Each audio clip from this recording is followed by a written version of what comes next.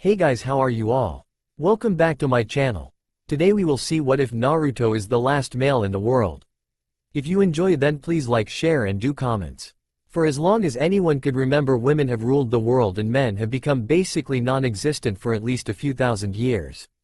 It all began after the battle between the devils, angels, fallen angels, yokai, gods and just about any other supernatural factions against one man.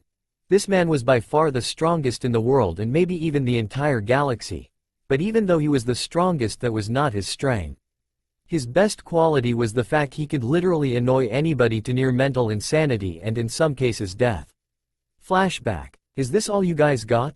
A golden cloaked man with his hood over his head covering everything near his face except for his piercing red eyes that bored into your soul, asked with his arms crossed as he sat upon a golden throne. He was wearing blue jeans and a shirt that said, "You mad bro?" with the face that somehow everybody was able to read, utterly pissing everyone off.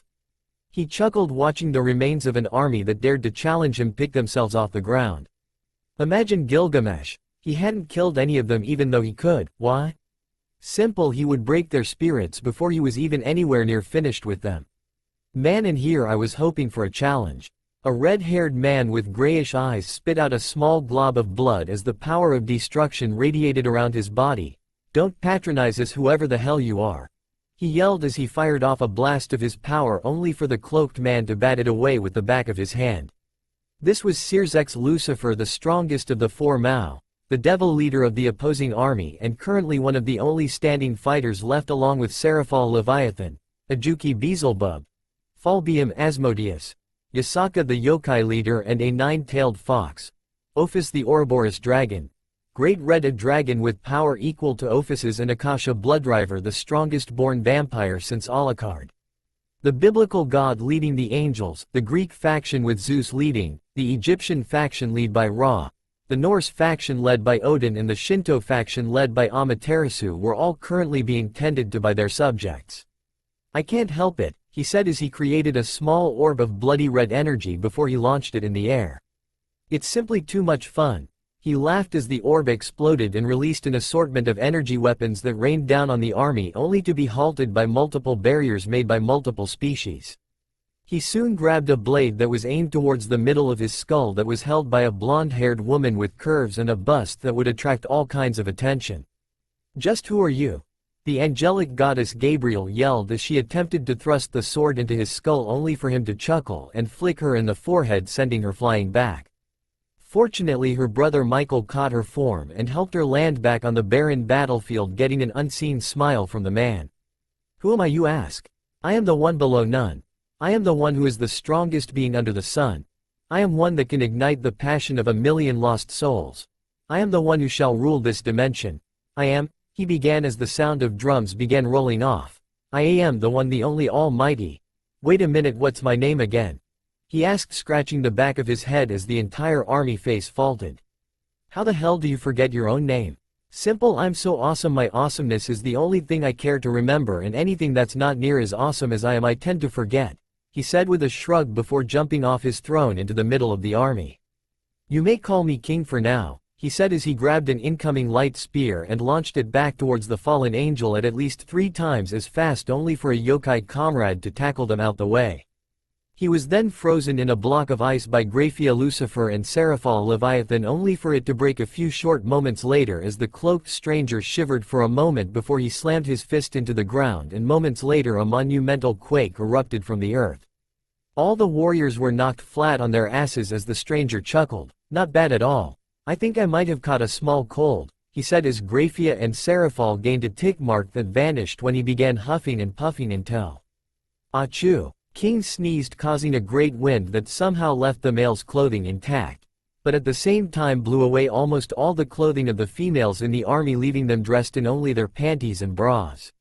The stranger sniffled. "Wow, this is definitely going in the Y blackmail vault," he said as he began taking photos with a camera he pulled out of who knows where. "That's it, everyone fighting him one-on-one is getting us nowhere." Searzek yelled in outrage as pictures of his wife were taken as well. "Pour all your magic into your strongest attack and let it loose."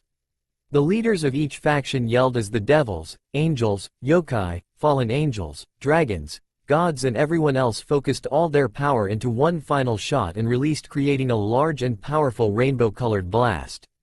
The stranger chuckled lightly. Well, I'll be damned, they passed the test. BOOM. Is it over? Seraphal, the childish yet still beautiful Satan, asked as the dust was still settling. Of course it is, nothing could take that blast, the black-haired gothic Lolita Ophis, also known as the Ouroboros dragon, said as the dust finally began clearing, only for everyone's eyes to widen at the stranger standing on a small spire of the ground, as the surrounding area around him had already been eradicated in the blast. He then began stretching and cracking his bones and joints before flaring his power to the maximum, getting them to kneel before him in response to a powerful aura that belonged to a creature that may destroy them all. So when he dropped his power and began laughing his ass off, you could understand the large amount of question marks popping up over everyone's head. Alright, you guys pass, he said as laid down on the ground and looked straight up at the sky like there wasn't an army of pissed and frightful men and women. Oh yeah, I need to give them the rewards for passing the test, but should I tell them what's it for, he thought. Nah, it'd be funnier to see their shocked faces. What do you mean we pass? Azazel asked as he floated slightly closer to the still powerful threat. The hooded man waved a finger in the air from side to side. Now that would be telling. Unfortunately for you guys, I gotta go. But not before you get your rewards for passing the test, he said as he created one ball of bronze light, one ball of golden light and one orb of silver light. One of the orbs quickly came back down into the ground, where it began burrowing deeper and deeper and deeper into the earth. The other orb began spinning as it launched out several golden beams towards the males of the army, and they even continued to shower the earth, and some even past that. The final orb simply vanished into the clear sky. The men were enveloped in a golden shell-like object for a few seconds before it died down, and the females looked at them in shock and awe. Oh my God, Gabriel said with a shocked expression as her brother came out of the shell, a new man. Sister, what is it, and why do I sound like a female? Michael said as he looked over his new body that was curvier and bustier. Wait, since when did he have boobs? Or should I say woman? He was now an exact replica of her sister, besides the fact he had shorter hair. What the hell is going on? A now female devil called out. Why do I have boobs, and where is my? This comment was soon met with various shouts of panic and pissed off rants across the entire world at men suddenly becoming women, as everyone turns towards the golden-haired man who was scratching the back of his head. Well, see you later, he said as he vanished in a quick golden flash, never to be seen again. Wait, give me back my you bastard. A now female Azazel yelled as she cried anime tears at losing her most valuable friend. What he did was turn the male population of the entire universe female, save 1%. The 1% that were not turned female came down with a sickly disease that killed any source of powers they had, making the males weaker than their female counterparts, effectively turning the world into a hierarchy ruled by women. What they didn't know was that the other two balls did serve a purpose. The other golden orb that vanished into the sky and later buried itself in the ground in the human world. Eventually it gave birth to the Phantom Love Tree, a very powerful tree that gave power to anyone who could claim its fruit. For example, when the nine-tailed fox and leader of the yokai faction Setsuna gave birth to her child Yasaka, the child was born with a single tail and very weak. Setsuna was told Yasaka would die within a few weeks by doctors. So decided to set out on a journey across the world with Yasaka to the ends of the earth, looking for anything that could heal her daughter, and a rumor eventually brought her to the tree. But getting the fruit was harder than it seemed. To get the fruit you must earn it by facing and defeating your deepest fear. She confronted her worst fear and defeated it, rightfully obtaining the fruit, and immediately turned it into baby mush and fed it to her daughter. Not only did her daughter grow healthier almost immediately, but her single pale blonde tail turned into 9 golden tails. Ever since then the tree was renowned as the greatest healer. The silver orb buried itself into the ground and created a large forest and promoted the growth of the plants and animals. It gave birth to many dangerous creatures that were all friendly but were quite vicious when protecting the center tree. This tree was called Phantom Peace Tree due to its soothing presence. This tree has the ability to soothe the rage of any within its presence. The tree managed to calm down Graphia Lucifuge and Circex Lucifer in the middle of a large-scale battle that nearly tore apart the landscape. They mellowed out enough to actually talk to one another without being blasted. Graphia later defected from the old Satan faction and married Sirzek Lucifer, and now they were trying for a child. That event took place around 1,000 years ago, and eventually a few females figured out how to impregnate other females by changing themselves into temporary females. Society soon flourished after that, and the tension between the factions lessened to the point where they wouldn't all kill each other in the same room, maim yes, but kill no. But whatever that golden-cloaked male did, no males have ever been recorded being born or seen anywhere on the planet Earth or the universe for that matter, well until now. Both the Phantom Tree and the Peacekeeper glowed in a white light before they began cracking. From the Peace Tree's location, the Peace Tree's base split open to reveal a crying baby with silver hair that had golden streaks in the front and back. Next to the baby was a black egg the size of a child's hand. The baby wailed and opened her emerald green eyes as she squirmed in the roots of the tree until a delicate pair of hands picked her and the egg up. "Such a cute baby in such a random place," the female stranger said as the green-eyed baby stopped crying and looked up into a pair of eyes that were in and almost immediately stopped crying. "Interesting, you will grow to be a powerful child," she said as a pair of wings sprouted out from the woman's back before they began flying away. "I wonder what I shall call you, little one." From the Love Keeper's location, the Love Tree's own base split to reveal a sleeping infant with golden blonde hair with silver streaks in the front and back. This baby also had an egg with them, except this one was white. The baby yawned and opened a beautiful pair of sapphire blue eyes and began looking around until a pair of hands picked them up. "Oh my Cammy, you're such a cute baby. Well, I can't just leave you in that tree. Come on, let's warm you up," the female stranger said as the baby seemed to be drawn to her long red hair. "I'm sure the others will love to have a new sibling. Now what do I call you?" "I think I'll call you Naruto for right now. What do you think of that, Narutan?" A clap of the hands, a giggle and a toothless smile was all she got in reply. It was a bright and shiny day in the Yuki household as Mike and Yuki finished preparing breakfast for 3, well 4 if you included pets. Maiken was a beautiful girl in middle school with her long brown hair in a top knot that would definitely become a ringer when she became older. Sitting at the breakfast table was one of the home's occupants and her older sister Riko Yuki, who had golden brown eyes and orange brown hair. Her 3 sizes were 85, 55.5 and 85. Riko was a very nice girl who helped anyone whenever and wherever she could. But she had one flaw: she was incredibly clumsy to the point it was comedic. And for some reason she was even clumsier near her crush Haruna and the other occupant of this house. "Is he still asleep?" Maiken said as she finished setting the table. Riko nodded before she took out a pair of earplugs and quickly put both of them in as Maiken greedily sucked in a copious amount of air. "Naruto Yuki, I swear if you don't wake up right now I will never make ramen in this house ever again." The younger female bellowed as her voice echoed throughout the house, that was soon followed by a thud and a slur of curses that would make a sailor blush before a yellow and white blur rushed into a seat at the kitchen table. The white blur was a white fox the size of a terrier dog, and she had blue eyes with a reptilian slit in the middle. "Her name is Shiyuki and the current servant of the Yuki household." Said yellow blur was a handsome male specimen of 16 years with somewhat spiky sun-kissed blonde hair that had silver streaks in the front and back that also fell over his forehead and beautiful blue eye that any girl could get lost in. Around his neck was a deep blue crystal that shined like his eyes. He was tall at the height of 6 feet 0 and was well defined like a swimmer's or a boxer's, adding to his charm. This was the last male in the entire world and maybe the entire universe, Naruto Yuki, and he was currently naked. He also had a long fluffy light orange tail and a pair of fox ears on his head. Both females turned away with beet red faces, still not used to the blonde's sleeping habit to sleep in the buff. After a minute Riko managed to stutter out, "And Naruto-kun, you forgot your clothes again." She seemed completely ignorant to the tail that was waving back and forth, as did her little sister. "Crap, I'll be right back," he yelled as his tail and ears vanished in as if they were never there. Shiyuki went up in a puff of smoke before Naruto took off to go put on some clothes after flashing his housemates, again. The smoke around Shiyuki vanished and in her place was a white snake the size of a child's arm with white scales. His habits had started ever since he moved into the Yuki household around 9 years ago after he ran away from the orphanage so the caretakers could take care of the other kids who needed it. The Yukis found him and his snake, or more like he and Shiyuki found the Yukis instead.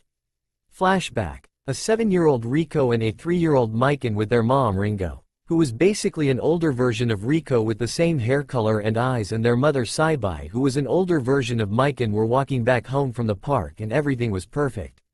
Ringo's fashion career was working its way to the top of the fashion world, while Saibai's manga was growing quite quickly in popularity, and the two of them were perfectly happy even though they rarely got to see each other. Yep, everything was perfect. Until a woman dressed in black clothes jumped out from the alley with a gun pointing towards the kids. "Give me all your money now." Saibai instantly jumped in front of her family with a fierce glare in her eyes, while Ringo pulled both of the crying children closer to her and shielded them both with her body as she watched the mugger try to rob them. The mugger easily lost her cool and began yelling, "Hey, are you deaf? I said give me all your money or I'll shoot you all full of holes." She yelled as she fired off the first bullet at the ground near the Yukis, getting the children to cry louder, accidentally waking up a nearby occupant. "Shut those damn kids up for before I youch," she yelled as a pair of sharp fangs dug into the hand holding the gun. The culprit was a pure white furred fox kid with reptilian slits that detached before letting out a violent growl. Before she could even begin to talk, a pair of sandals smashed straight into her gut and sent the mugger flying into the wall. The culprit was a sleepy 7-year-old boy rubbing his eyes with his slightly longer than normal sleeves. He has spiky blonde hair that covered his eyes and was dressed in black shorts and an orange and black hoodie about one size too big. "Why are you making so much noise?" he whined as he blew the bangs out of his eyes to reveal a sapphire blue eyeball before yawning, revealing a pair of sharper than normal canines. "I was having a really nice dream." The Yukis were shocked that this child, let alone a boy, at how easily he dispatched the mugger. Well, Ringo and Saibai were shocked. Mikan and Riko were blushing at the sight of the cute boy around Riko's age and were currently in awe, and as cheesy as it sounds, were wondering if he was their Prince Charming, or Princess Charming in this case, from the stories their parents read to them before bed. But what shocked them even more, foxtail coming out from his rear along with a pair of fox ears on his head. The blonde turned towards them for a minute until the pure white kit curled around his neck and began pawing his face. He turned away back towards the alley and began walking back until, "Wait," Ringo said as the child turned back towards them, and Saibai continued, "What's your name?" The boy tilted his head to the side and quietly muttered, "N Naruto, and this is Shiyuki," he said, pointing to the white fox. Much to the surprise of the Yukis, Riko then spoke out, "Why were you in the alley?" "I wasn't lying when I said I was sleeping there." Don't you have a place to stay?" the little orange-haired girl asked. Naruto looked towards the ground. "Not anymore." "Why, you can stay with us, right Mom?" Riko asked with her large yellow eyes looking up towards her parents, that was soon copied by little Mikan. The final edition was Naruto's foxtail moving side to side excitedly, and under the pressure the puppy dog looked. Both parents soon gave in and invited the blonde and his fox to crash at their place for a while, never knowing it would become a welcomed permanent stay. End flashback. One of his tendencies happened to be sleeping in the buff. "Hey Riko?" Mikan asked with a beet red face. "Yes Mikan?" Riko replied with an equally red face. "Is it strange that I never get used to seeing him naked?" she said seriously. That was ruined by her tomato red blush as a now dressed Naruto, dressed in a pair of dark blue pants with a matching shirt that was supposed to be buttoned up in the front, but Naruto had it open, showing a regular crimson shirt underneath that was just a bit tight.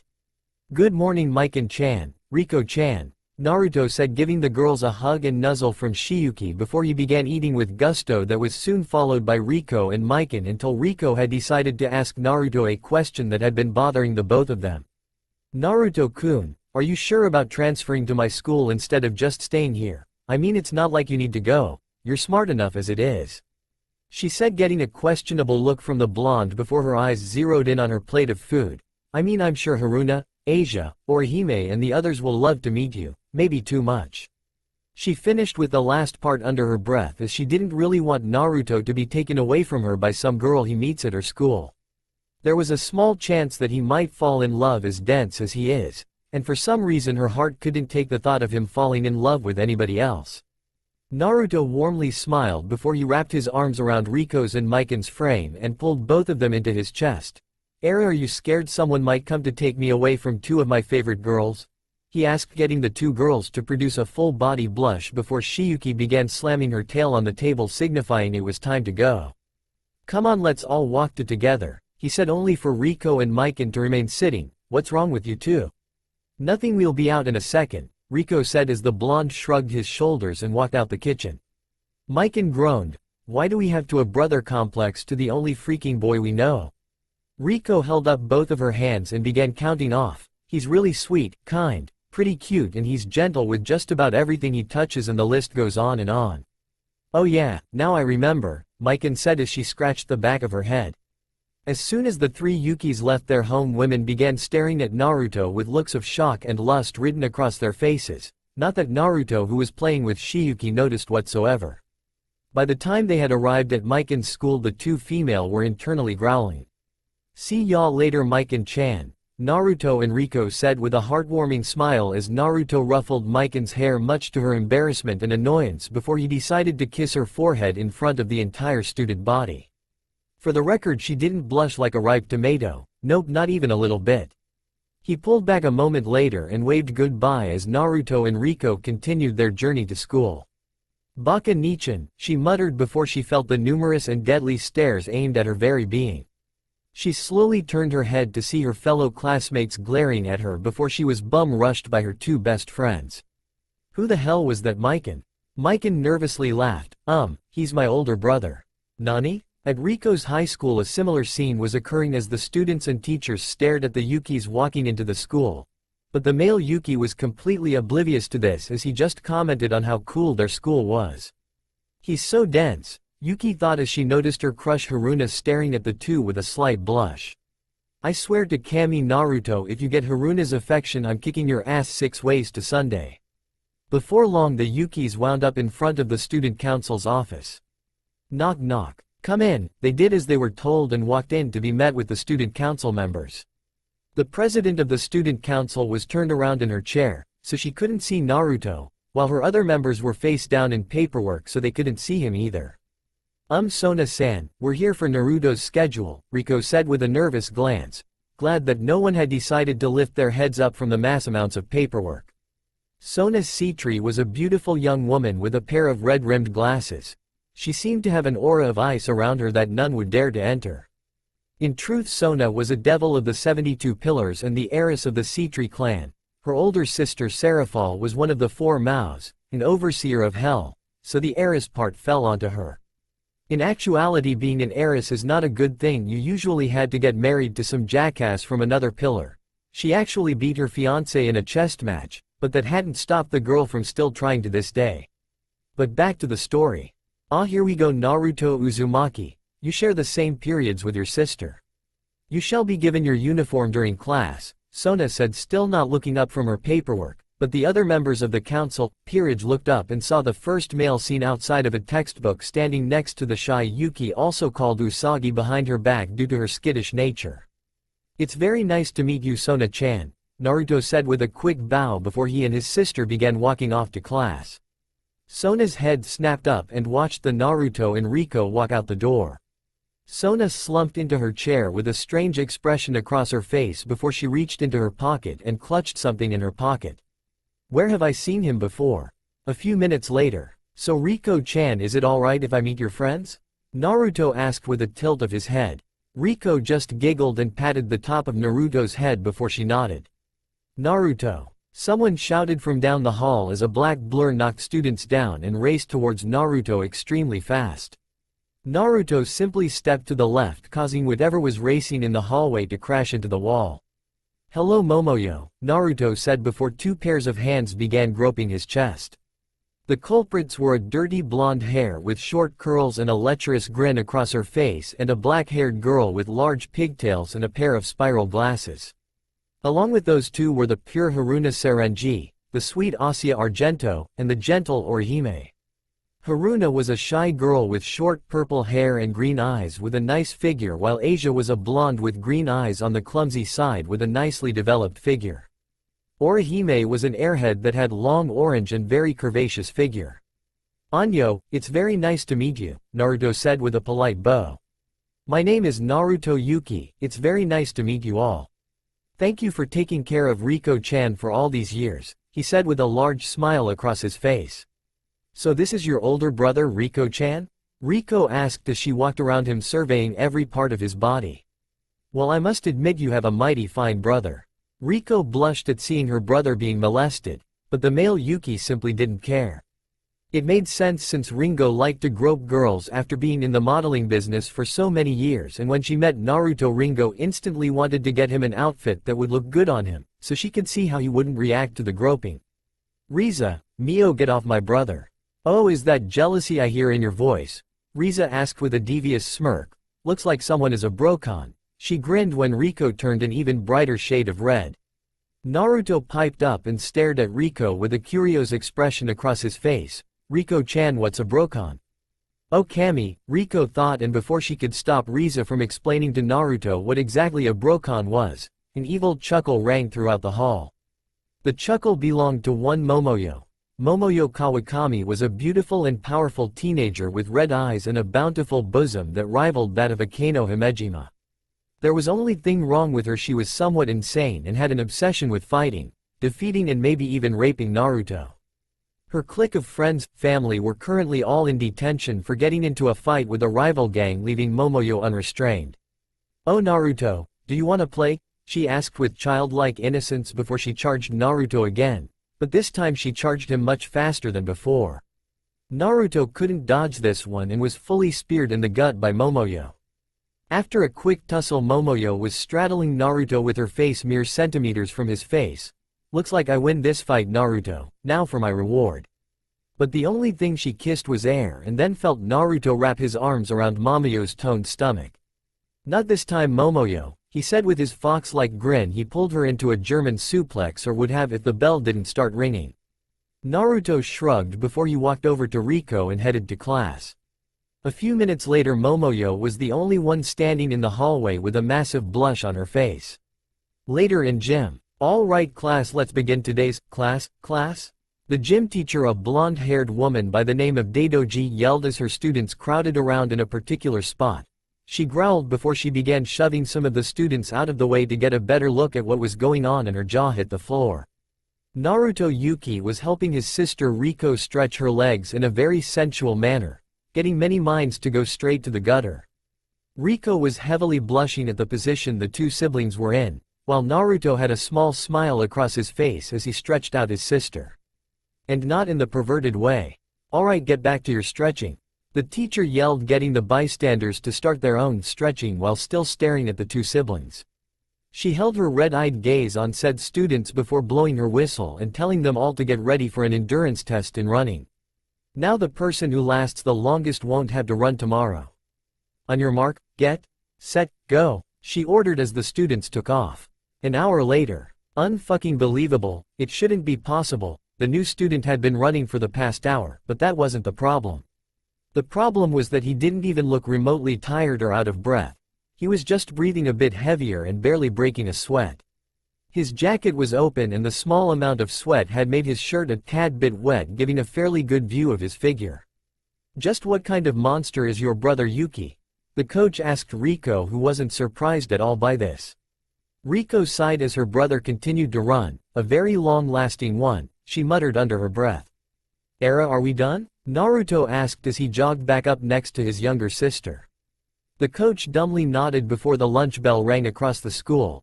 The blonde cheered before he picked his sister up bridal style and racing off to go get change. About a minute later, a feminine cry rang across the campus, followed by a soft Era.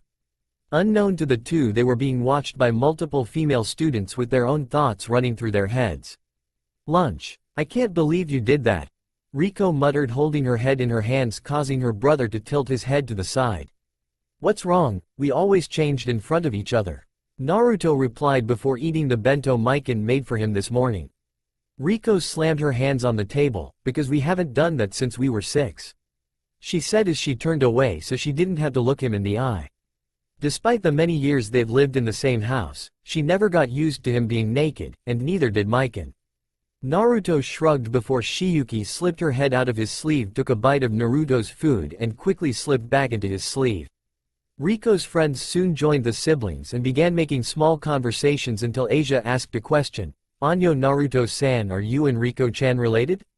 Nope, he replied. Why are you asking, Asia-chan? The former nun blushed at the affectionate suffix before pointing out his hair and saying that it was very unique. Thank you for the compliment, Asia-chan, he said with a bright smile that lit up the room, causing the girls in the lunchroom to blush before returning to their own conversations while keeping an eye on the blonde male, especially a pair of purple eyes that looked at him with complete and utter lust. From a nearby window, a red-haired girl with bluish-green eyes looked down at the small group with interest in her eyes. Her body was more developed than most her age, and her eyes sparkled with curiosity and a hidden intelligence that would one day she was one of the great ladies of Kuo Academy. Rias Gremory, the heiress to the Gremory clan, user of the power of destruction, little sister of one of the most powerful Maos in existence and one of the most desired people in the entire town. Next to her was an equally beautiful black-haired girl with purple eyes who wore her in a ponytail. She was the other great lady of Kuo Academy, Akano Himejima. Akano was a devil and fallen angel hybrid that hated her fallen angel side because of the actions from her fallen angel mother. "Do you see that, Akano?" Rias asked as she watched her bishop interact with her friends and the new student. The Nadeshiko gave a quiet nod to Rias's question, but kept her eyes solely focused on Naruto and that warm smile he currently had on his face. She liked that smile and she also wanted to break it. Just the thought of him being the M to her S made him all the more interesting. It helped he also happened to be extremely attractive. Teal, Rias finished only to notice that Akano wasn't paying attention. She let out a sigh before snapping her fingers in front of her queen's face, knocking her out of whatever trance she was in. "Era, what is it, bucko?" I asked if you could get a reading on his magical potential? The rune-haired princess asked. It would be very beneficial to not only her peerage, but the whole devil faction if she could get him to join her side, and it looked like her adorable bishop made an impact on the blue-eyed boy. Akano gave a quick nod before releasing a small wave of energy. This was a technique similar to a dolphin's echolocation, except for the fact that this version could also gauge someone's magic level as well. Her eyes snapped open in something similar to confusion. "I can feel something from Yuki-kun, but I can't get an accurate reading on it. It feels like a whirlpool of different energies all converging into a single body," Akano explained as Rias lightly frowned at hearing the new information, unknowingly showing the exact same expression as Sona, who was having a similar conversation with her own queen Tsubaki. "Asia-chan." A new voice called out, getting the group's attention before someone's hands began groping Asia's breasts from behind, causing the blonde nun to cry out in surprise. The groper was none other than Rias Gremory's pawn Isamu Hyodo. She had spiky brown hair that became straighter as it ended at the back of her back. Her brown eyes sparkled with power of the pervert as she continued to grope the nun. Where had he seen this before? Naruto wondered before a similar cry came from his left side to see Riza grope his sister's crush Haruna. "Girls are weird," he muttered as he returned to his food before he had to duck an incoming blue-purple missile, which was quickly followed by a black missile. "Hi Miyako-chan, Momoyo-chan." He was soon hugged from behind by the blue-haired Miyako Shina, who gazed at him with heart-filled purple eyes.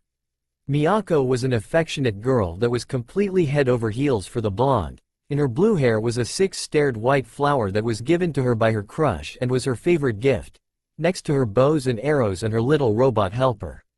Miyako wrapped her arms around Naruto's neck, much to Riko's ire, and rubs their cheeks together. "Naruto-kun, you came all the way here to see me," she said before she was pulled off by his irate sister. For some odd reason his sister seemed to have an intense dislike for Miyako. It might have been because of the incident when they were all children. Miyako had clung to Naruto after he protected her from a stray dog, and ever since then she's been on him like white on rice. She had taken almost every opportunity to seduce him. It didn't work with him being denser than a wall made of titanium, but that didn't stop her from trying. Riko didn't like Miyako because she constantly watched him from afar, and Miyako always felt cold to her. Miyako's attitude and personality were fine, but her aura just radiated a cold feeling. It had absolutely nothing to do with Miyako stealing a kiss from Naruto. She wasn't jealous whatsoever, nope, not even a little bit. Isamu looked at Naruto with glazed eyes before she returned to groping Asia, or would have if the shy nun hadn't taken the opportunity to hide behind the silvery-haired blonde. Isamu gave a cute pout. Well, it would have been cute image if wasn't for the groping motions she was making with her hands. "Sorry Asia, but it's just that you have wonderful opie and they're just so hard to resist fondling. I just lose myself sometimes whenever I look at them." "Shameless," a black-haired girl said from behind the group. The girl had long black hair that promptly fell to her rump while her yellow, golden eyes glared at Riza and Isamu with a very angry expression on her face. This was Yui Kodagawa, the class representative and the proclaimed enemy of anything that could be regarded as shameless. That kind of attitude shall not be tolerated in a school environment. She scolded before Riza turned her groping onto Yui, getting the girl to cry out in distress. The blonde nun eeped before ducking back behind Naruto. The blonde chuckled before his eyes widened before he looked up towards a window. He locked eyes with a pair of greenish-blue eyes and a pair of purple eyes. The greenish-blue eyes belonged to a beautiful girl with long red hair, a very shapely and curvaceous figure, while the pair of purple eyes belonged to an equally beautiful and curvaceous girl with black hair who wore it in a high ponytail. He held their gaze for a moment before he felt Shiyuki slapped him upside the head.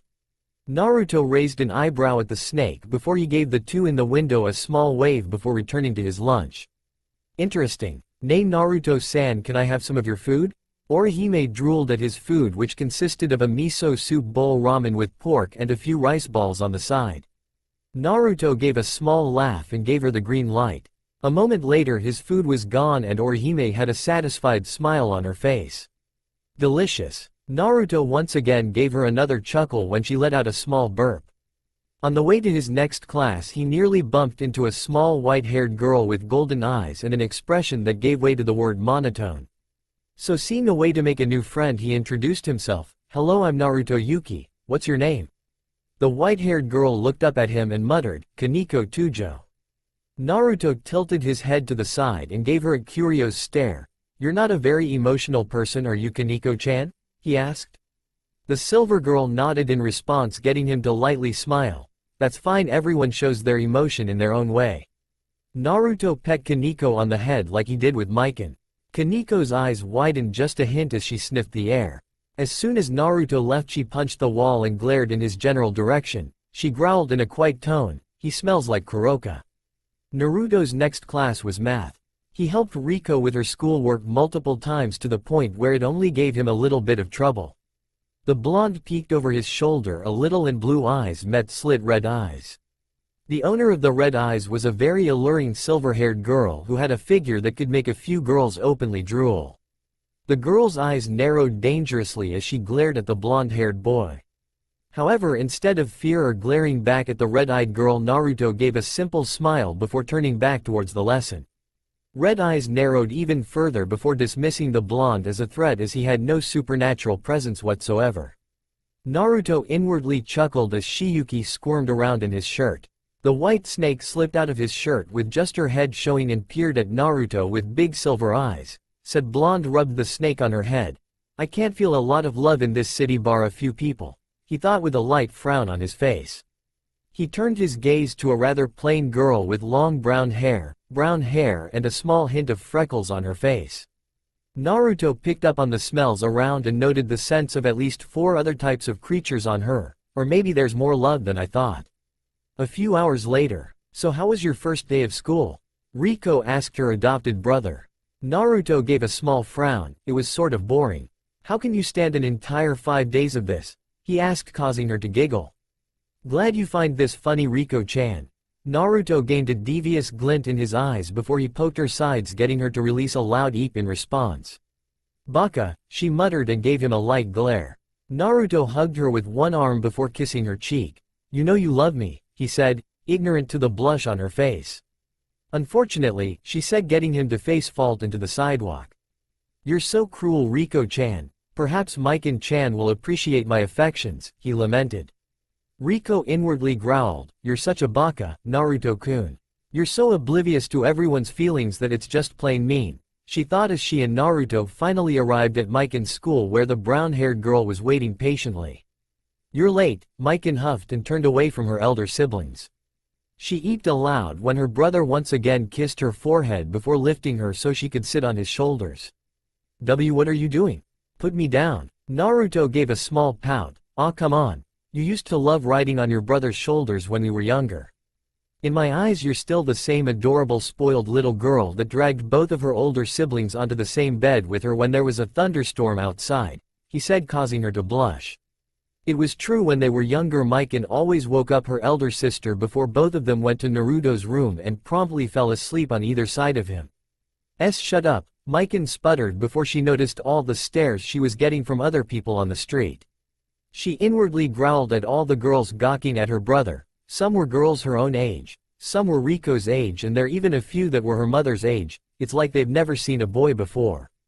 Just take us home. Naruto just gave her his usually cheeky smile and nodded before the Yukis left her school to go back home.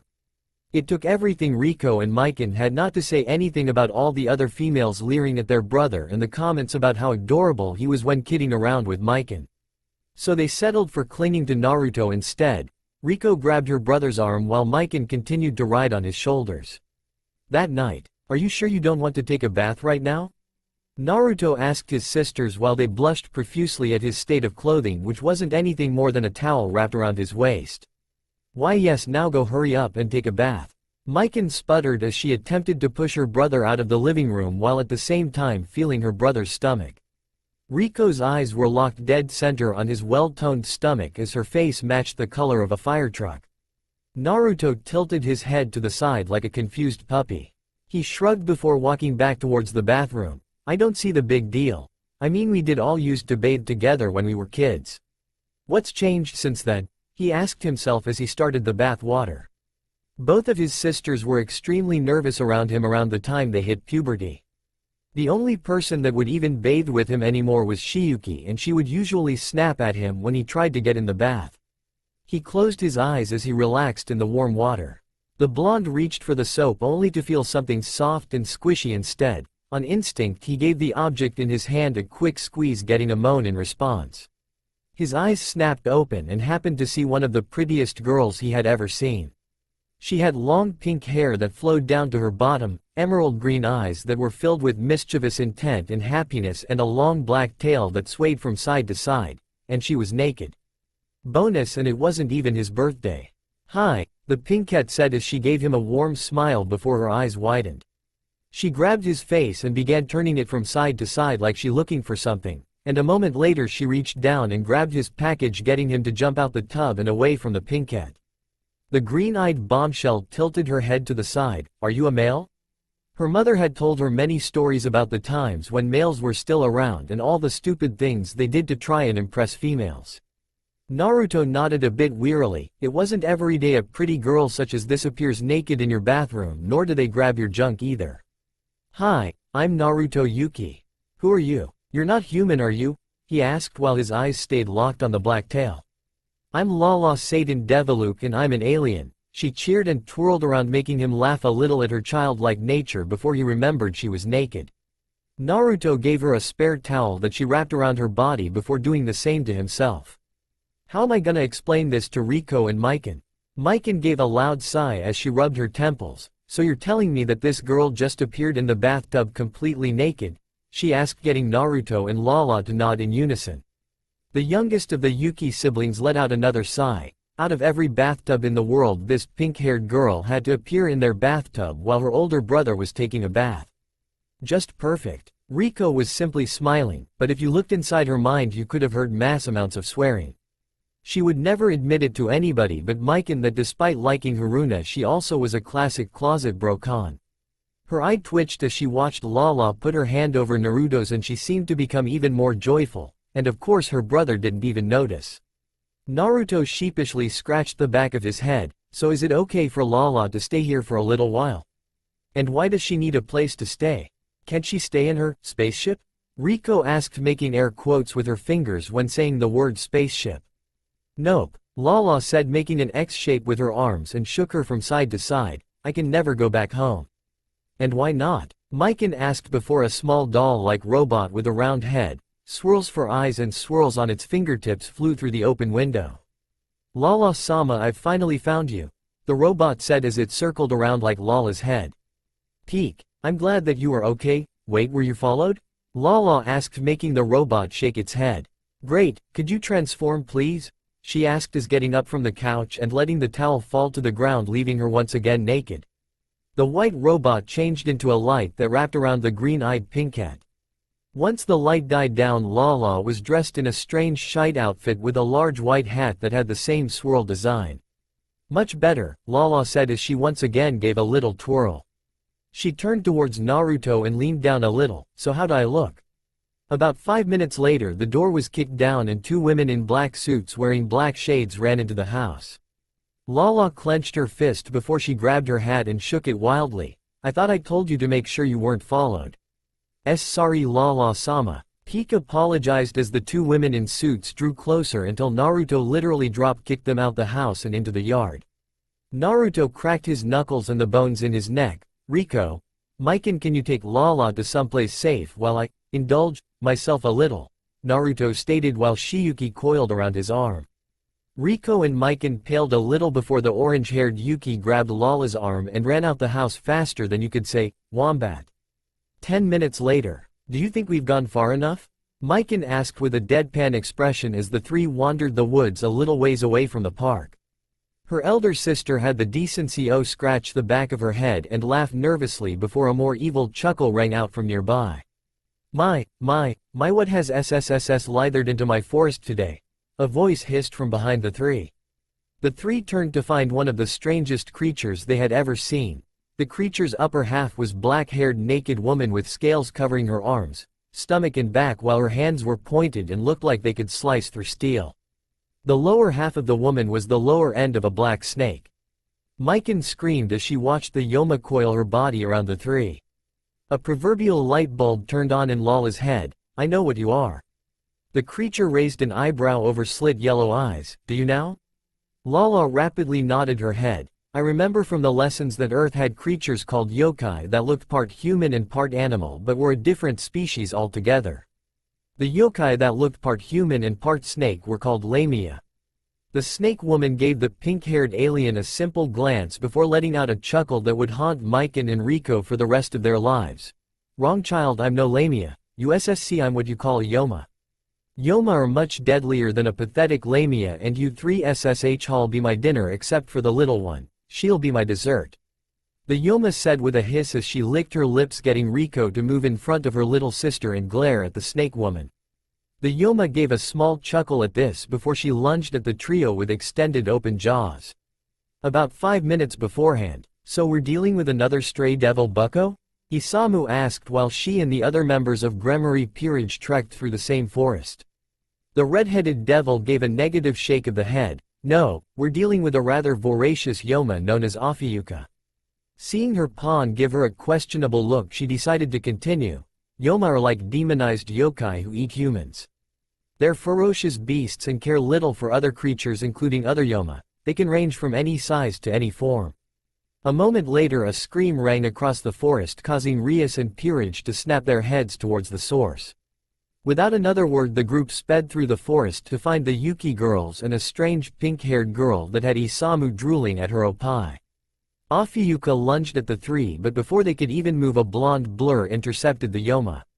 Back to the present. I thought I said to take Lala and get to someplace safe, Naruto said before he kicked Afiyuka back into the forest. The white snake gave a violent hiss at the Yoma as it slithered back into view with a bit of blood running down the side of her mouth and a bruise on her cheek. How dare you mar my beautiful face. Opwika hissed as her jaws unhinged and yelled at the nonchalant blonde. I will kill you. She lunged at the blonde who slid under the incoming Yoma. Naruto gave a rather dark grin. Shiyuki, let's go a little wild. It has been a while since I've been able cut loose. Die human. Shiyuki, let's go. Mischievous kitsune. The blonde Yuki said as the crystal around his neck glowed as his form into something different. A burst of yoki exploded from his very being. The yoki was powerful enough to send a wave of energy that washed over the entire city. Several spiritually aware beings to go on high alert, while one in particular gave a feral smirk. When the yokai died down, it was revealed that the snake Yoma was halted by three blonde fox tails with a silver stripe down the middle with a pair of fox ears on top of his head. One tail was wrapped around her neck while the other two were restraining the Yoma by her arms. Asia shivered at the nearby yokai washing over her. Bucko W, what is that? She asked as the other members of the peerage were in a much better condition. Isamu had already summoned her boosted gear while the blonde knight Kiba gripped her blade and Akano and Rias were on edge. The only odd reaction was Kaneko, whose eyes became slits and she gave out a slight hiss. Naruto gave a simple laugh which showed slightly enlarged fangs, which was followed by the snicker of the white fox on his shoulder. "Shiyuki, go keep Riko, Mikan and Lala company, this snake is all mine," he said as he flung the Yoma into a tree. Shiyuki jumped off his shoulder and landed near the Yuki sisters. "I will devour your soul," Afuyuka yelled as she charged towards Naruto. Naruto gave a mocking sort of smile. "I'm not so sure about that. My soul just might be too hot for you to handle." He immediately had to dodge the Yoma's incoming attempts to take off her head with her razor-sharp claws and her tail. The blonde dodged the incoming attacks by a hair, which was easy to do since the Yoma was so enraged. "Why won't you die?" "Because your aim sucks," the blonde replied with a straight face before his tails once again ensnared the Yoma around her own tail, binded her arms behind her back and around her neck. "Now are you going to place nice?" he asked with a completely innocent expression.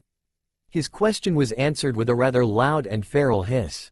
Naruto let out a rather sad sigh and shrugged his shoulders before tossing the Yoma into the air. Such a disappointing answer. Rias had to stifle a gasp as she watched the blonde gather Yoki in the palm of his head that was stabilized by his three tails. Black and red particles along with blue and white particles began surrounding him before converging into a single ball of pure gray and purple orb of Yoki. "I'll see you in the next life." Naruto tossed the orb lazily to meet Afuyuka as she fell to the earth, while muttering the attack's name, Amari. For a moment nothing happened before the orb expanded to the size of a large apartment and engulfed the snake Yoma. A few minutes later the orb dissipated into nothingness, leaving nothing left of Afuyuka. The blonde let out a breath before his fox features vanished and Shiyuki reverted back into her original white snake form. He began cracking his neck as he walked back towards his sisters and Lala. Riko and Mikan instantly hugged their older brother while the pinkette's hair shadowed her own eyes. She looked up and Naruto was completely caught off guard by the look in her eyes. Green eyes were filled with stars and complete and utter awe as she moved faster than humanly possible. "I have never seen a human do all that before. Just what are you, Naruto-kun?" she asked. Naruto could feel Riko and Mikan twitch at the affectionate suffix before he gave a cheeky smile that Lala blushing. "Lala-chan, I'm what you'd call one of a kind." Mikan's eye twitched. "That's a crappy one-liner," she said as her brother face faulted into the ground with a rain cloud over his head. Multiple different colored lights hovered over different styled thrones in a completely white room void of everything except the thrones, a large floating orb in the middle of the room. "Can we get this meeting started already?" a light orange light asked lazily female tone as it hovered over a throne decorated with cups and rice. The orange light's question was answered by an orb that could only be described as pure light and almost impossible to look at, with a regal yet kind tone. "Not yet, we're still waiting for a couple people." This orb's throne was decorated with feathers and a multitude of bright stars. A floating pink orb moaned in boredom as it floated over a really pink throne. "But it's so boring, can we at least have some fun?" The pink orb asked with an underlining and wide tone, getting the white light to groan in response. But before it could reprimand the other orb, two more orbs appeared in the white room. One light was colored yellow and had a throne with strange wings decorating it. The other orb was white with black and red markings and its throne was multicolored with green, red and even pink. "Nice for you to join us," the light orb said with a slightly annoyed tone. The yellow orb giggled like a child in response. "Don't be such a stickler. We were busy taking care of some private business and making some preparations." The orb sounded like a young girl barely going into her teen years. "Oh?" the pink orb asked, and if you could see the orb's face you could imagine a raised eyebrow. "This wouldn't happen to have anything to do with our little lover, would it? You know, ever since that incident we're not allowed to directly interfere." The orb of light glowed a bit dimmer and sank into its throne. The white orb gave a melodious laugh. "True, but we all know that each other is preparing their own warriors for the upcoming war." The other orbs tensed for a moment before they returned to their normal positions and demeanors. "We're also going to have to prepare our little lover sometime in the future so that the champion of the other deities won't take him over." The orange orb gave a slight snicker. "I'm not even worried about that little one. The other champion doesn't know what to believe, and despite her power I believe our champion is the better candidate. What I'm worried about is the alien." The pink orb giggled. Don't be, that girl is still trying to convince herself that she can have our little lover protector her forever. Plus I think she's adorable. Did you see those eyes yesterday? The Yuki household. The sun was rising for a new day after the events of Lala's appearance at the Yuki's home and her subsequent stay. The sun peeked into the youngest of the Yuki trio's room and woke the brown-haired girl within a few moments. The brown-haired Yuki gave a wide yawn before rubbing the sleep out of her eyes. After a quick stretch, she left her room and woke up her elder sister, whose room was right next door to her own. Riko stretched out in a similar manner as her sister, but since her figure was more developed, her stretching was a bit more provocative than her own. "Riko-chan, can you go wake up Naruto-nichan? It's his turn to make breakfast," Mikan said, still half asleep, while her sister, who was in a similar state, nodded lazily. Mikan left for the living room, which housed the television that she always watched when Naruto cooked, but as soon as she turned the TV on, she thought she heard something snap. A few moments later, she watched as her Nichan run down the stairs and into the kitchen dressed in a pair of boxers and an orange t-shirt, which was odd since he usually slept in the buff. Riko came down the stairs with a noticeable twitch in her eye, while Lala was as carefree as usual. Mikan dreaded but asked anyway, "What happened?" Her elder sister gave an aggravated sigh in response. Flashback. It was a normal day, a normal morning, and it would have been a normal wake-up call for Riko. She would wake up her brother like a good sister, he would flash her like normal, and then the day would continue. So when she opened up the door to his room, she definitely didn't expect to see her nude brother in bed with an equally nude Lala Deviluk with his arm in between her bosom. Riko's thought process immediately stopped as her thought went straight to the gutter and assumed that Lala had taken advantage of her sleeping Naruto. The orange-haired Yuki tried to control the anger she felt. Her control was squashed a moment later when she saw Lala snuggle into her brother's chest, or more specifically a spot on his chest that Riko designated as her own. A loud snap was heard, and a moment later a heavy pressure descended on the two naked teens. Feeling the pressure, Naruto reacted and jumped out the bed like a cat, and waking Lala at the same time. The ditzy pinkhead rubbed her eyes and looked around Naruto's room for a warm pillow. Naruto and Lala looked at one another, promptly blushed at the other's lack of clothing. A cough from the still ticked-off sister drew their attention. "Naruto-kun tilde." Riko chimed with an innocent expression on her face and a dark aura radiating behind her as Naruto paled dramatically. "Were you being a naughty boy last night?" she sang as the blonde rapidly shook his head from side to side. "No, Naruto is a good boy," the blonde replied. The last time his sister used that tone, bad things happened that scared him to this day. "Then you better go make breakfast, Tilda," she sang before the blonde threw on some clothes and sped past Riko and downstairs into the kitchen at the speed of light. And now that he was gone, she could turn her attention to the pink-haired airhead. Lala tilted her head to the side before she stretched her limbs, revealing her developed assets, making Riko feel a bit conscious at her own. "I'm going to ask you once, did you have with my brother?" "What's—" The pinkette tilted her head to the side. Flashback end. "Wait, so now we have two people in this house with stripping tendencies?" Mikan asked as she watched Lala, who was now dressed in one of her brother's t-shirts and a pair of Riko's panties, play with Shiyuki, who seemed to enjoy the pinkette's presence. "Yep." A moment later, Naruto called all three of them in for breakfast. Not that he needed to, the heavenly smell was enough to draw them in anyway. Naruto now had an orange apron that Ringo had bought him. Lala openly drooled at the food laid out for them, while Riko and Mikan could better control their saliva as they've grown accustomed to Naruto preparing food. Today's breakfast consisted of onigiri, pancakes, rice balls, eggs, and even American-style French toast. The two Yukis and Shiyuki dug into their food with gusto while Lala took a hesitant bite to begin. The green-eyed girl stifled a moan before she matched Riko's and Mikan's pace in eating their food, while Naruto looked on with a soft smile. "So Lala, where are you from exactly?" Lala gave a bright smile towards Naruto. "I'm from the planet known as Deviluk. It's really far from Earth and it's much more developed. It's a lovely place and it rules the entire universe. Mama and Mother make sure of that." "Mama? Hi," Peak said as she finished charging.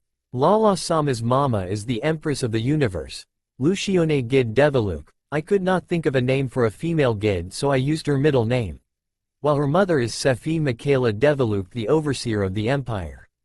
Lucione-sama is the strongest in the universe and the muscle, while Sefi-sama is the keeps the peace and is the brains. Together they rule the universe as the strongest married couple in this universe. Wait, so you're saying Lala's a princess? The blonde pointed at Lala, who was munching on a pancake. Lala gave a wide smile towards the three before returning to her breakfast. The clothing robot nodded before continuing. Yes, Lala is the oldest of three, and the next in line to rule the universe, provided she can find a mate before her siblings do. The pinkette glared at Peak for revealing a rather sore subject for her as of late. Does that mean there are other males like Naruto out there? Riko said as she looked at her brother. The small robot crossed her arms and scrunched her swirly-shaped eyes. My database shows that no males have ever been recorded alive besides on any planet under the Devolukian Empire. All of Lala-sama's suitors are female and breed in the same way you Earthlings do. A knock was heard at the door, getting the small group's attention. Naruto wiped his hands on his apron, before opening the front door. His eyes widened when saw exactly what the person was wearing. The outfit was actually armor that looked like it belonged in a video game. It was a dark gray with red orbs on the shoulder and looked rather demonic in its appearance. The woman wearing it, however, was rather pretty and seemed to pull off the look. She had long silver hair, blue eyes, and was taller than he was, so he had to look up. Her face was heart-shaped and a bit androgynous, making her seem more of a tomboy.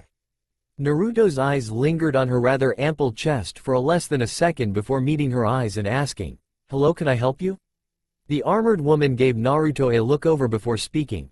"Yes, have you seen a pink-haired girl with green eyes by chance?" "You mean Lala?" "Yes. Can't say I have," Naruto replied. "I could have sworn the tracker told me she was at this location," the armored woman said as she checked a small device that was beeping erratically. The blonde snapped his fingers. "Well, this city does have a rather large magnetic covering it. Try checking downtown or the police station. Someone might have seen her there." The silver-haired woman nodded her head. "Thank you, I'll go search immediately." She was interrupted by a small ringing from the device on wrist that acted as a cell phone.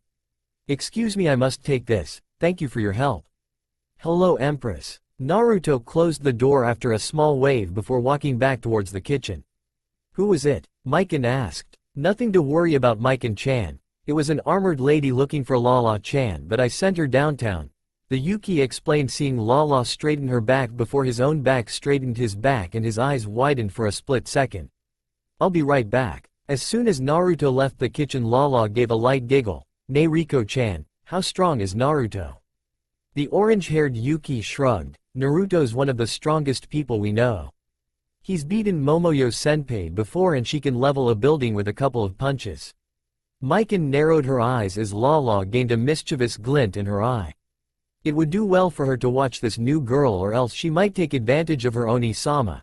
Everything would be fine as long as they didn't kiss or anything. "Crash, you lied to me." "Maybe." "Crash, why would you lie? You don't even know me." "I thought it would be funny." "What? Do you know how much crap I had to go through to get here?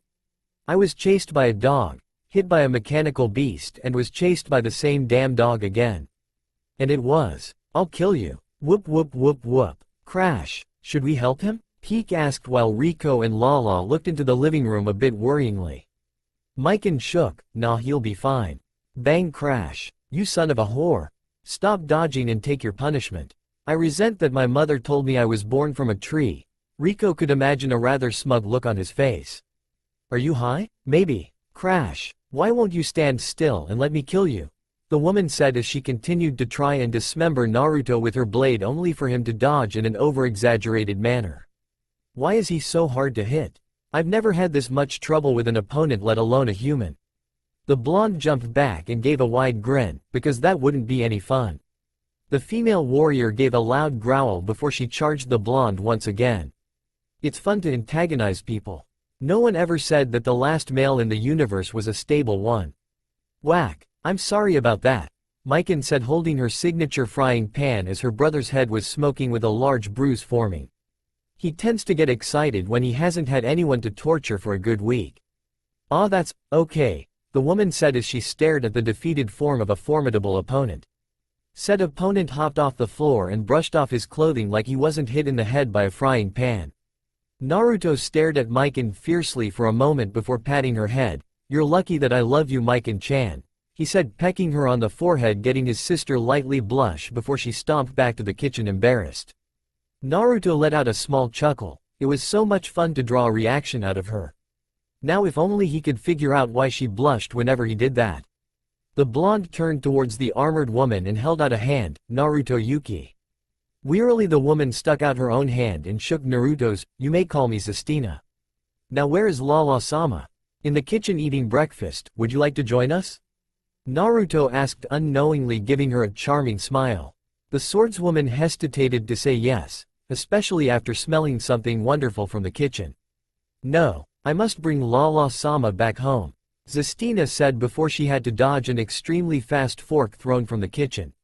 The pink-haired princess stood in the frame of the door and gave her guard an adorable pout. Lala-sama, what do you want, Sistina? Lala asked with a slight edge in her voice. You must come home, the suitors are getting restless. Lala rapidly shook her head from side to side. No way. All of them can just go home and leave me alone. I don't want to marry any of them. Lala-sama, please be reasonable. You mothers are worried sick about you. Sistina pleaded as she tried to get closer to the princess, only for her to hide behind Naruto. Lala puffed up her cheeks. Then tell them I have found someone to marry. This statement caused time to temporarily slow down. Naruto raised an eyebrow while at the same time thinking about what to cook for dinner. Sistina's eyebrows raised a bit, thinking it was a bluff.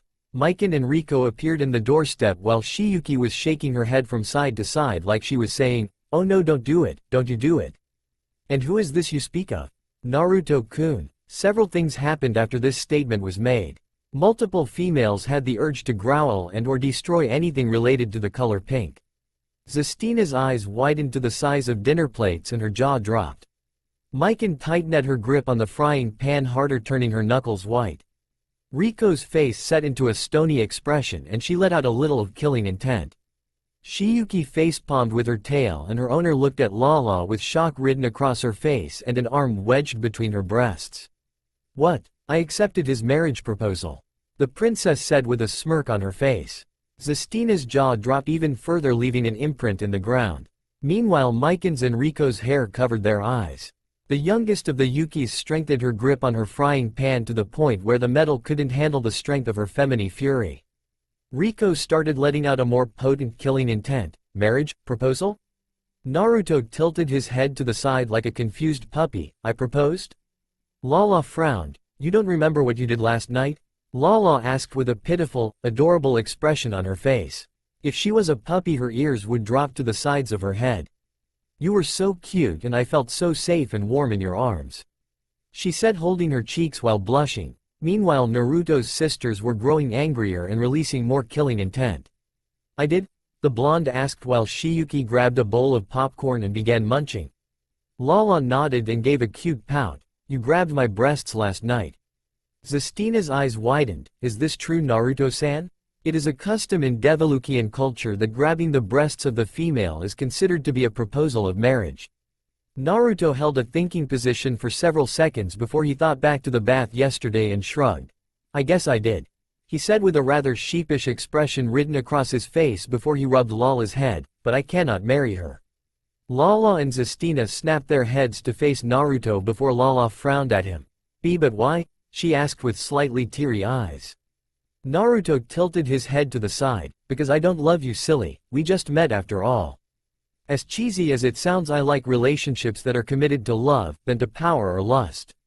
He smiled dropped once he saw Lala's saddened gaze gain a hint of curiosity. But I do love you, Lala said, only to get flicked in the head by Naruto, who glaring at her with a rather angry gleam in his eye. No, that's wrong, it was anger, it was more like he was disappointed with her. Wrong answer, Lala, he said, and the lack of chan at the end of her name made her feel even worse inside.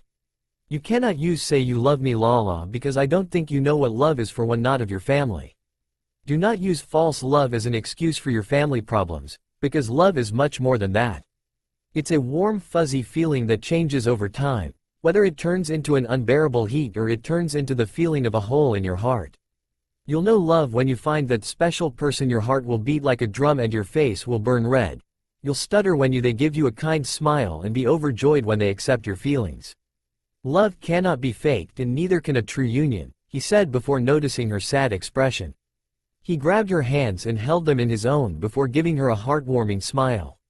Tell ya what, Lala-chan, I promise to help you in any way I can with your unwanted suitors, okay?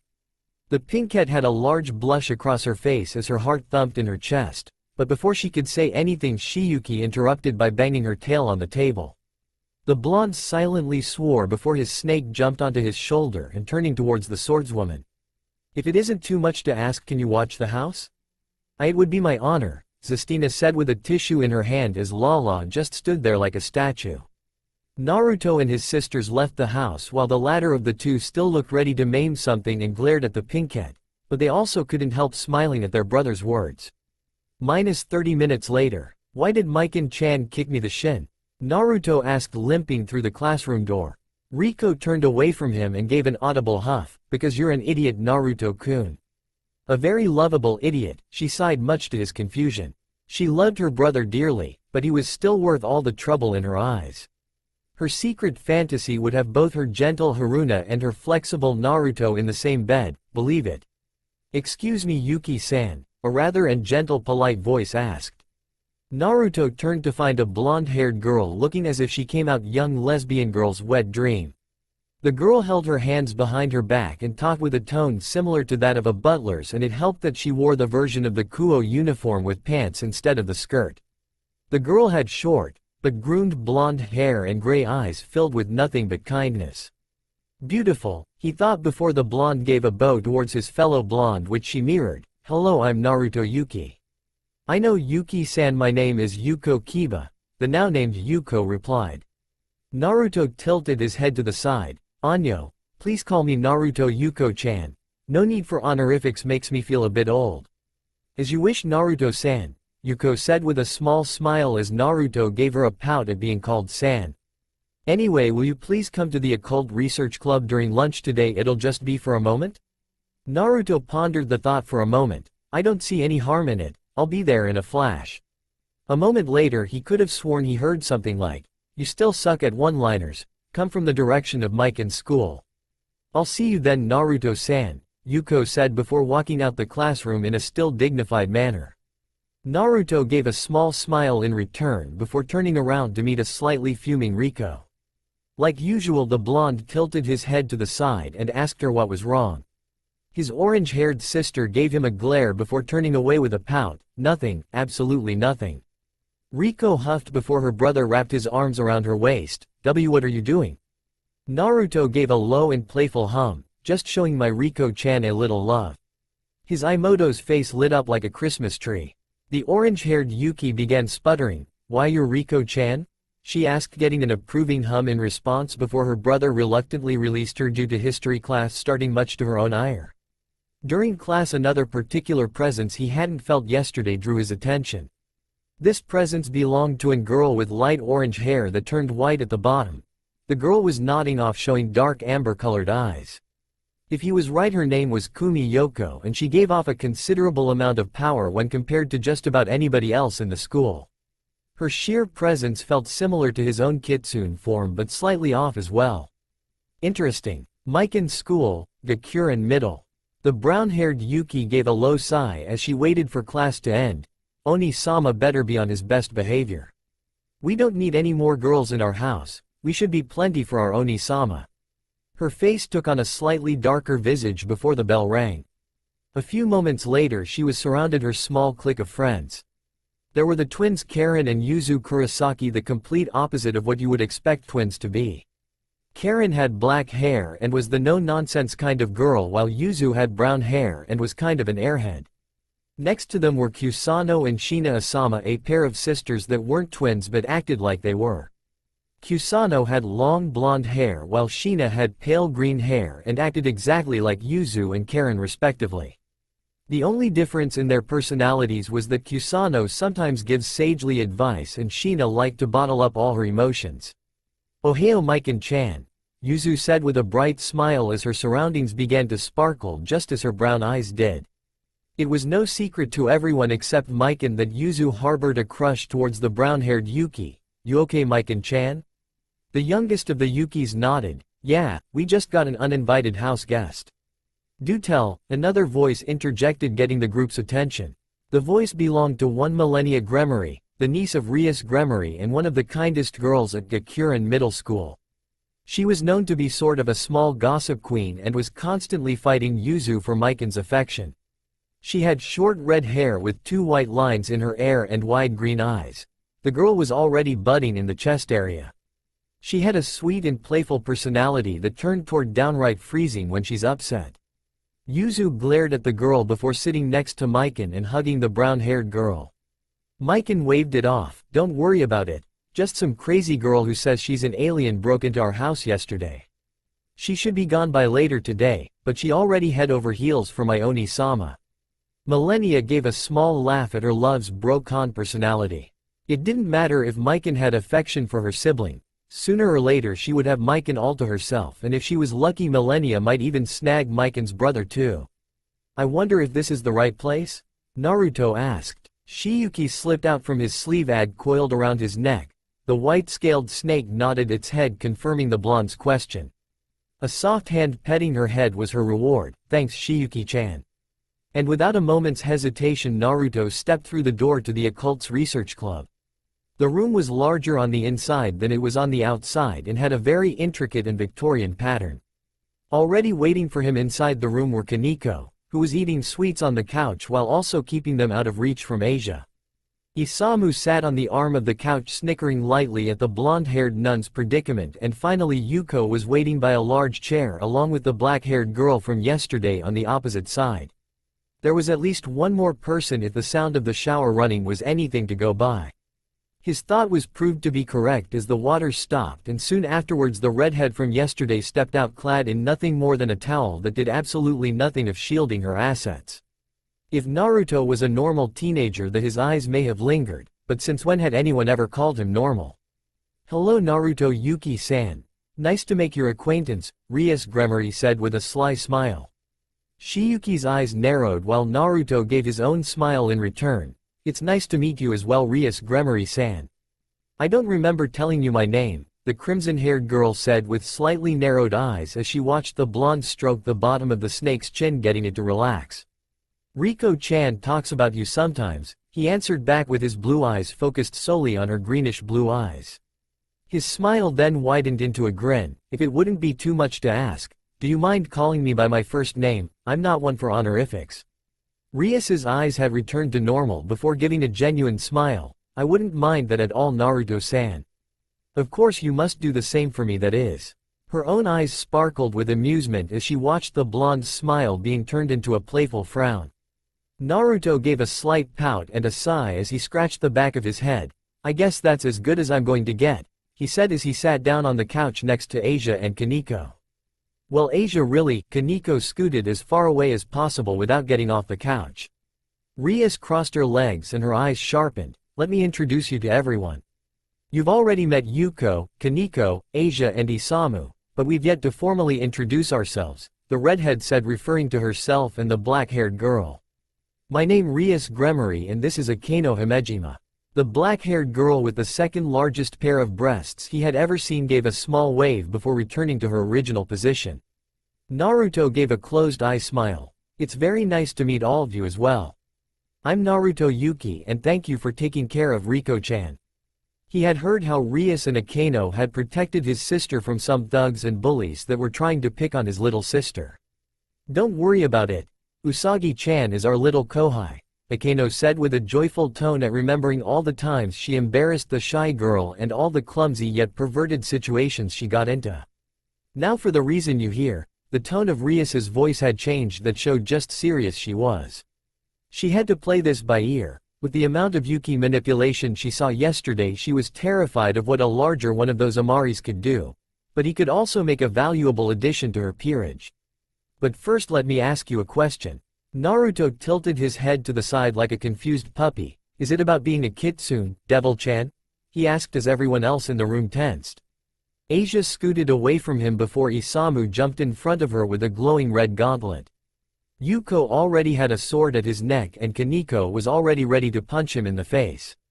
Rias and Akano hadn't moved from their position, but they didn't have due to the amount of magic they had radiating around them. Shiyuki hissed at the devils before her eyes glowed a sinister grayish color.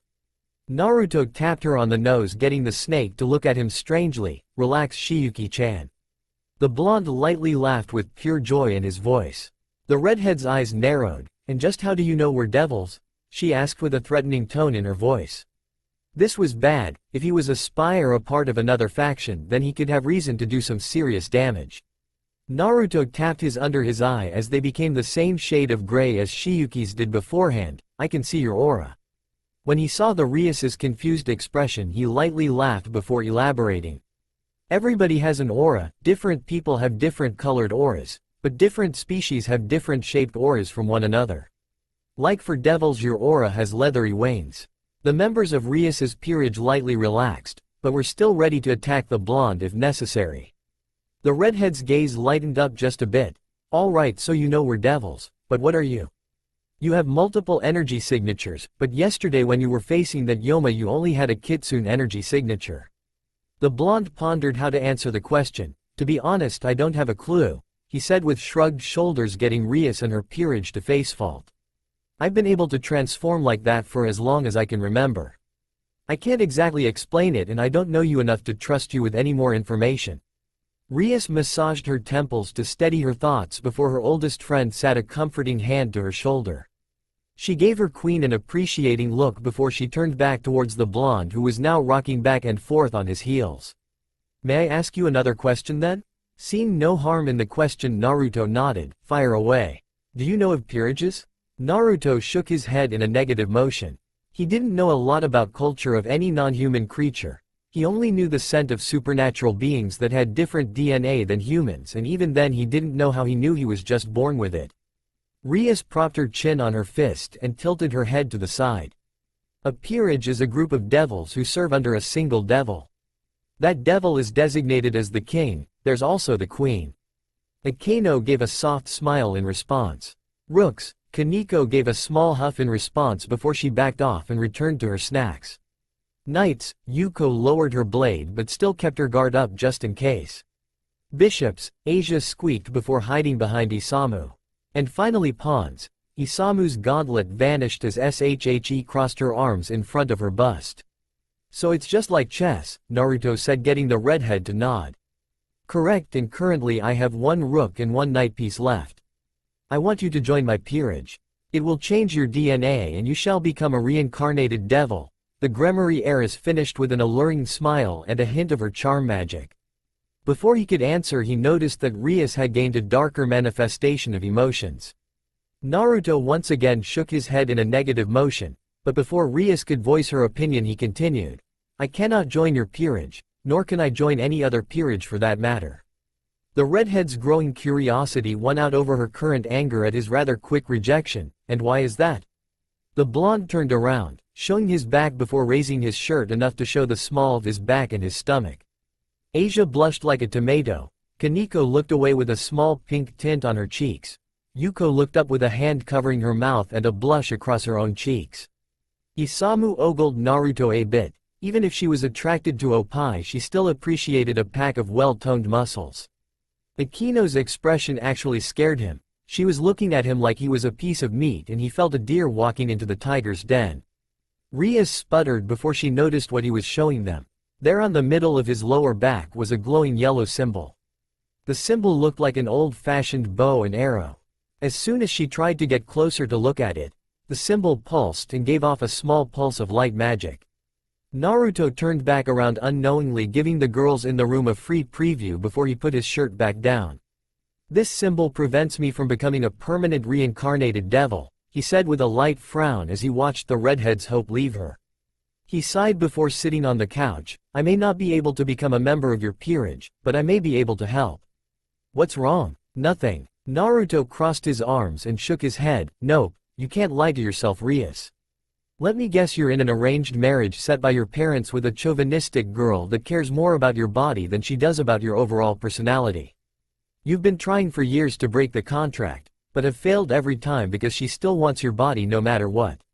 Did I hit the bull's eye? The Gremory heiress had wide eyes, as did the rest of her peerage. He hit the nail on the head. How did you know that? Naruto's blue eyes gained a saddened gleam in them. You'd be surprised about how many girls are forced into this kind of situation, Rias, he said. Picking up on his sadness, Shiyuki licked his cheek with her forked tongue. Naruto smiled fondly before stroking the snake's cheek. Rias sighed before she rose from her seat. She walked to the nearby closet and grabbed her uniform. What can you do? The blonde closed his eyes. Bait her. Challenge her to a fight and then make her give you as much time as possible to train. Whatever gives you a chance to win should be exploited. If you say she's arrogant, get a handicap. It may not seem righteous, but then again it's your life. The redhead nodded while at the same time changing clothes while her guest continued to keep his eyes closed. She was a bit disappointed that he hadn't peeked, but at the same time her respect for him jumped up a notch. I can see why Momoyo is so smitten with him, and that's why she laughed at me when I asked her to ask him to join my peerage. The bell for the next class rang, signaling the end of their meeting. Shiyuki slithered back into his uniform and popped her head out of his sleeve. The blonde left the room while Kaneko glared at him before she sniffed the air again. Her eyes widened even further than they did yesterday as she let out a small hiss. Leona, back at lunch with Riko. What's wrong, Riko-chan? Haruna asked as she watched her crush sulk with a cloud of rain and lightning overhead. My Nissan's a baka, she muttered as she poked her food with her fork. Orihime gained a curious expression at this before putting a finger to her chin. I've been meaning to ask you about him. Today the orange-haired bombshell was accompanied by her friend Ichihime Kurosaki. Ichihime was a teen with a snappy attitude and the tendency to lash out at perverts due to her living with her mother for years. She had spiky orange hair that reached down to her shoulders. Her chest was just a bit smaller than Orihime's. She was taller than most girls and reached Naruto's height. Her brown eyes were serious and she had a small smile set on her rather pretty face. Oh, please don't tell me she has a crush on Naruto already. Riko pleaded to any deity listening to her pleas. Why haven't we ever seen him until yesterday? She asked as the other girls at the table looked at her. It was a fairly good question to ask. Orihime wasn't the smartest girl, but for some reason she made good comments and asked good questions. Riko inwardly sighed in relief. Naruto Nissan never had a need to go to school, and you'd be surprised to know that he was antisocial. When he was younger he had a brilliant mind and easily passed all the online classes he took, she said with a smile as she reminisced about trying to get him out the house. He was very shy and never liked to meet new people. It wasn't until he met Momoyo and her gang did he start to come out of his shell, and it turns out the more friends he made the more his shell cracked. She frowned slightly as another memory resurfaced. He also helped a lot of girls break out their shells as well, except for one girl, but to this day he keeps trying to get her to come outside. He recently entered our school because he just recently got back from his trip in Paris with my mother.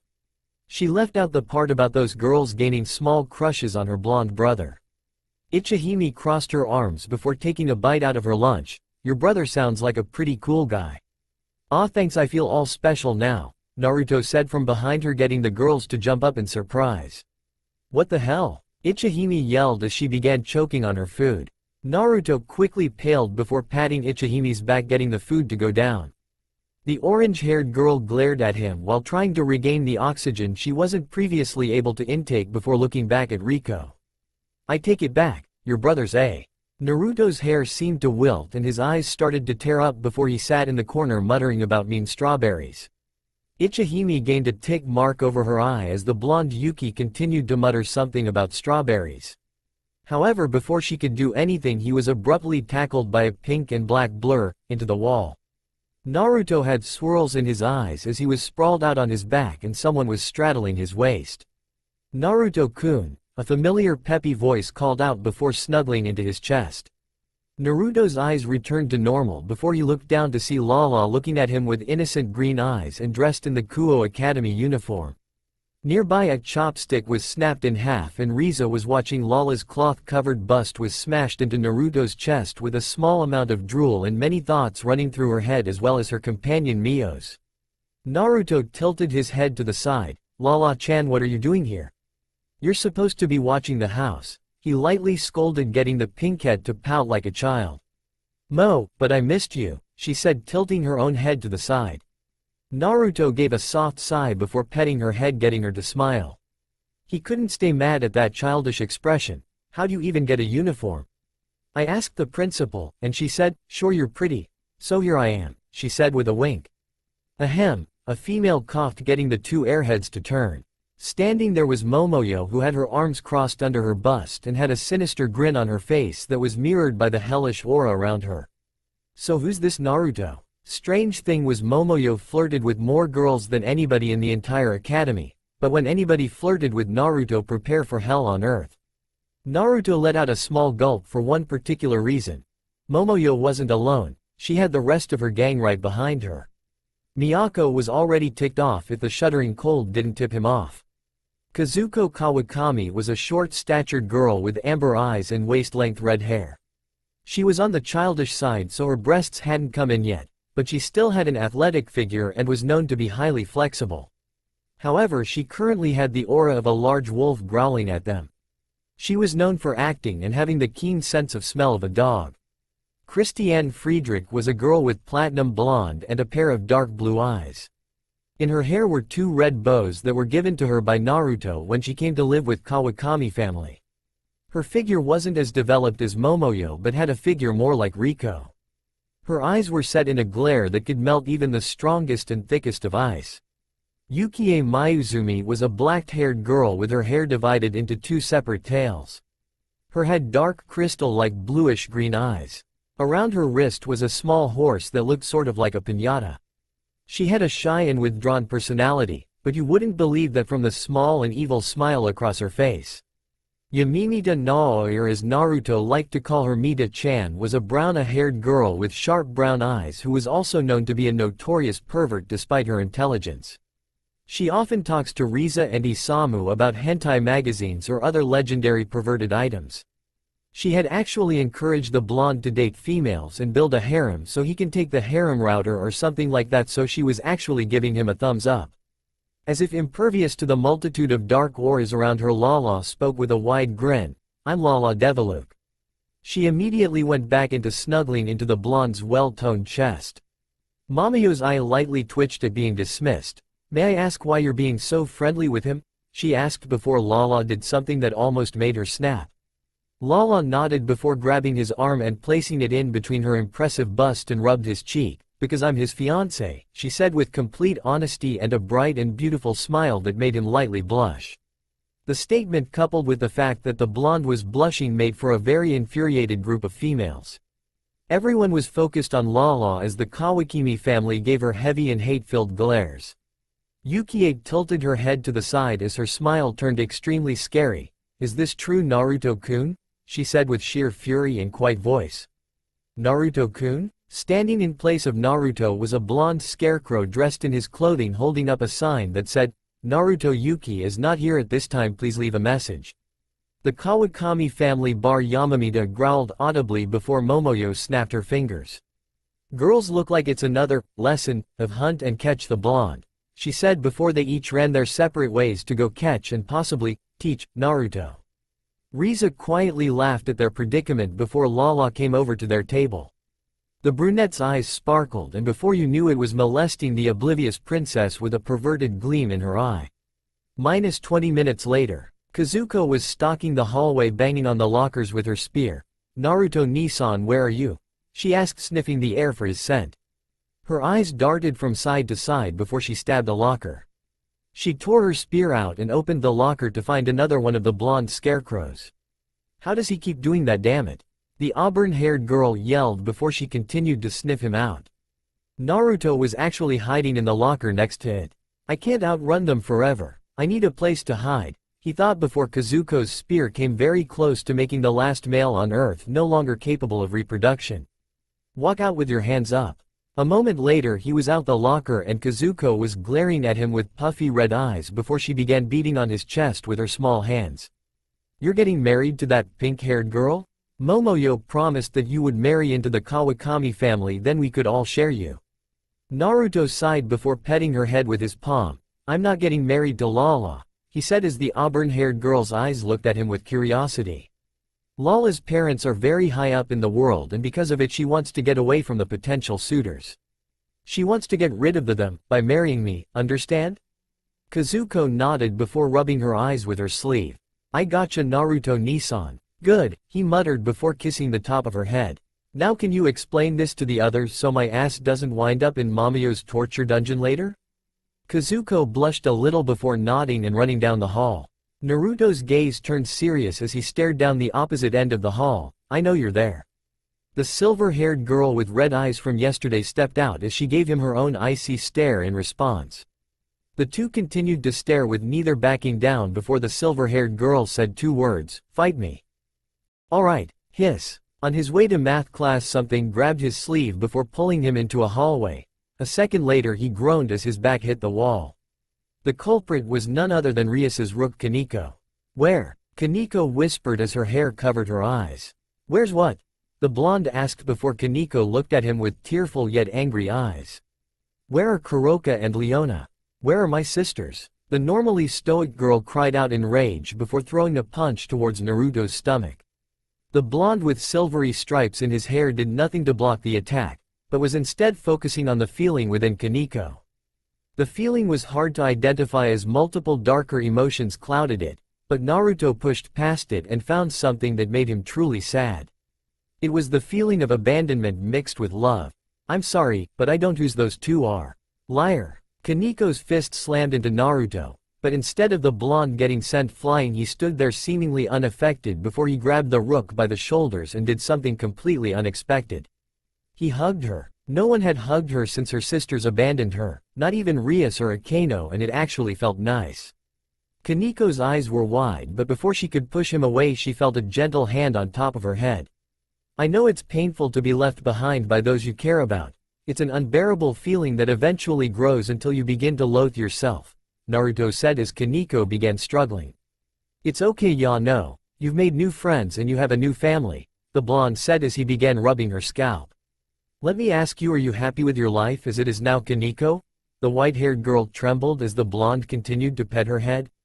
Naruto fondly smiled, then continue to live your life as it is now, but if you want I'll keep an eye for them. Why? She asked looking up at him with still furious and tear-filled eyes.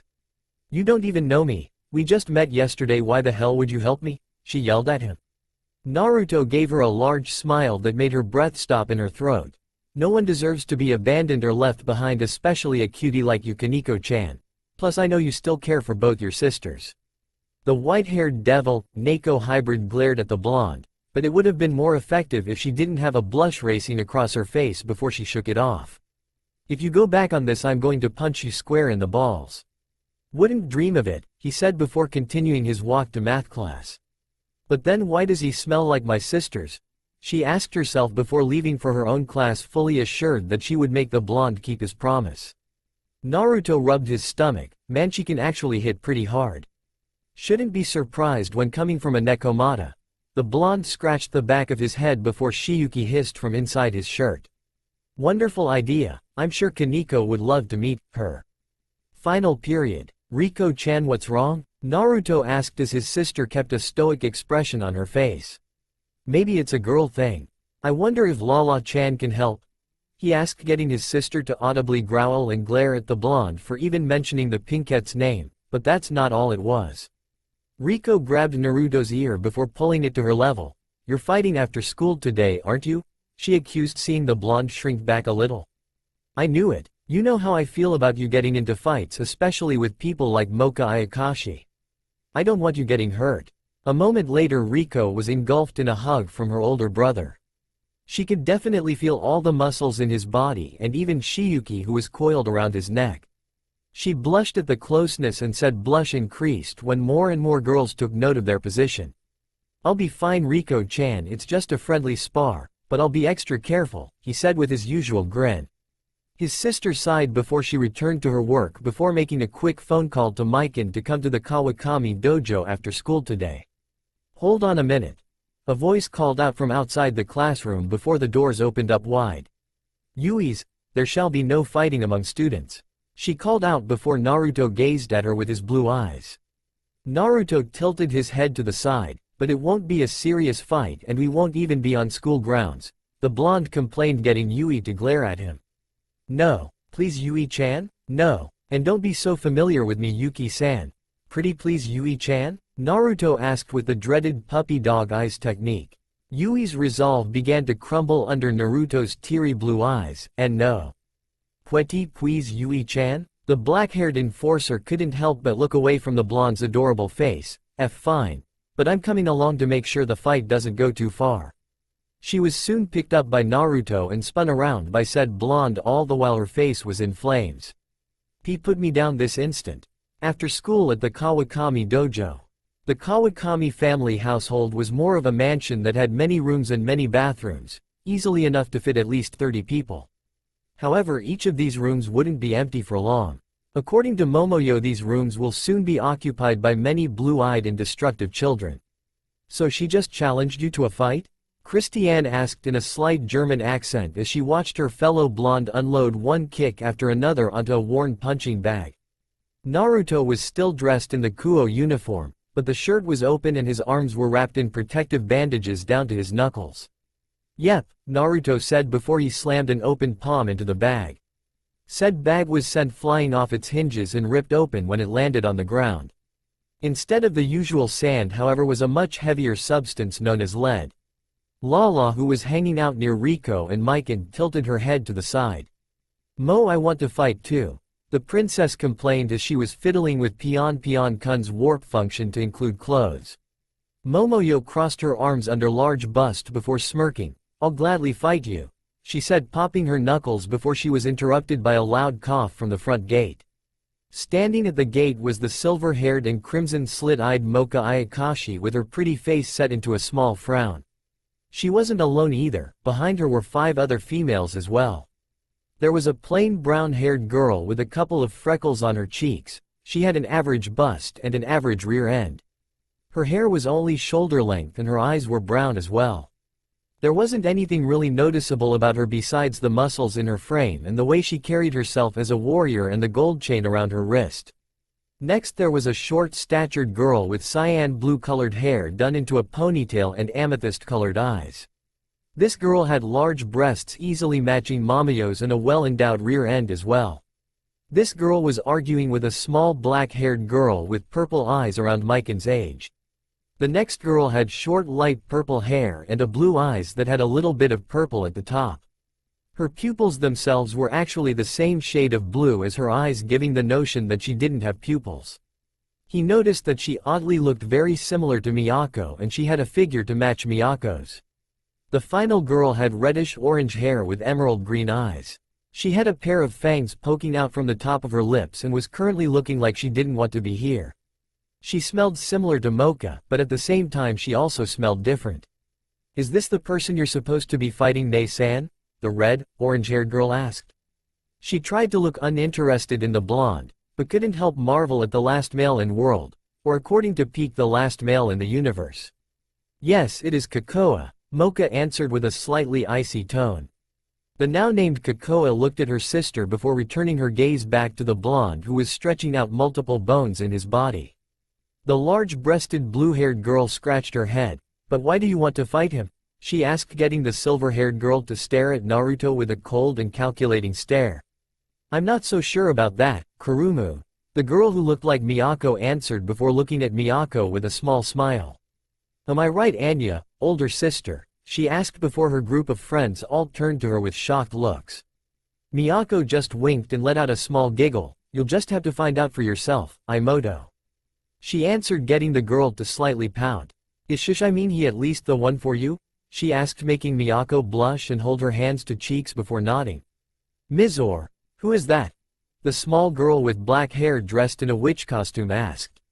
The now-named Mizore rubbed the girl's hair. That Yukari is my older half-sister Miyako Shina. Before any more questions could be asked, Mocha stomped her foot on the ground, getting it to shake for a moment. We can leave the family matters for after my fight with the blonde Yuki. Why do you want to fight him anyway? Kurumu asked, getting Mocha to glare at the cyan-haired girl. The silver-haired girl pointed at the grinning blonde who was playing with the snake coiled around his wrist. Something's off about this person, and I want to find out what it is exactly makes him so special to be born a male. He also may be able to give me a well-fought battle. Naruto savagely grinned before looking at the white-scaled snake and motioning to the left with his head. Shiyuki pouted before nodding and slithering over to Mikan and coiled around her arm instead. Well then bring it on, Mocha-chan. The two stood there before Mocha vanished in pure speed and attempted to take the blonde's head off with a kick that could easily incapacitate much larger creatures than himself. Whack! Mocha's group of friends had wide eyes as they watched the blonde easily block Mocha's kick that was an inch away from his head with his bandaged palm. Mocha was an extremely powerful vampire, so how come Naruto could block her kick like he just did? Naruto gave out a low whistle. That was a pretty good kick. He pushed Mocha's leg to the side before quickly slamming an open palm into the surprised vampire's stomach, sending her skidding back. He shook his hand trying to get rid of the stinging sensation in his hand. She hit just a bit harder than Kaneko. Mocha gave a low chuckle. It appears I was right. No human being can block my kick like that and retaliate as you just did. I resent that, Momoyo said with a frown and a growl when she was dismissed by the vampire. Yui tilted her head to the side. Wait, what does she mean by human? The last male watched as Mocha stood straight up before rushing him with a Yuki-enhanced punch. However, instead of blocking or countering her attack like she thought he would have, the blonde grinned before he seemed to spin around her attack before hitting the side of her stomach with his elbow. The vampire growled at Naruto before he went on the attack. She immediately had to block a kick to the head with both arms before she retaliated with a kick to his unguarded stomach. Naruto skidded along the ground before flipping to upright position. As soon as looked up he noticed Mocha coming down at him with an axe kick. Naruto grimaced before leaping out the way of the silver-haired girl's devastating kick. Said kick created a large crater in the ground and kicked up large amounts of dust. Momoyo gave an appreciative low whistle while the rest of her gang watched as Naruto rushed into the cloud of dust and physically challenged Mocha to close-quarters combat. Riko and Mikan were watching with worried expressions as they watched their brother get kicked out the cloud of dust before Mocha chased him down. Lala's eyes were once again wide and filled with stars. Yui's mouth was wide open as she watched the two students fight with unrealistic skills, power and speed.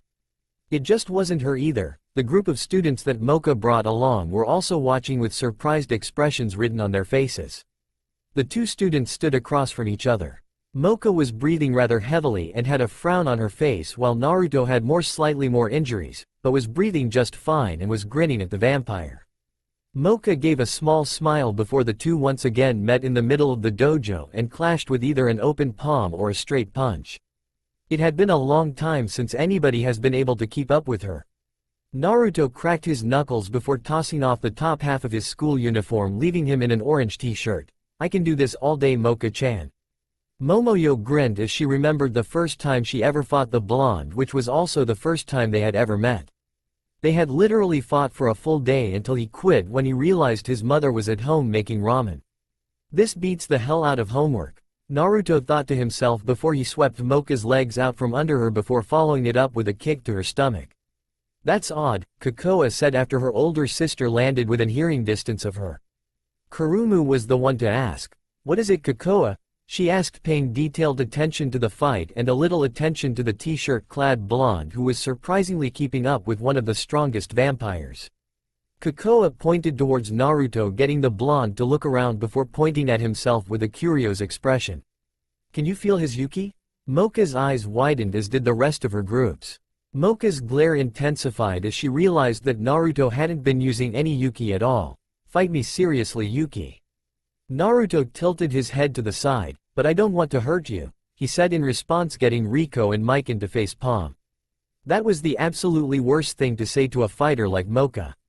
This theory was proved correct when Mocha snarled and attacked Naruto like there was no tomorrow. Are you calling me weak?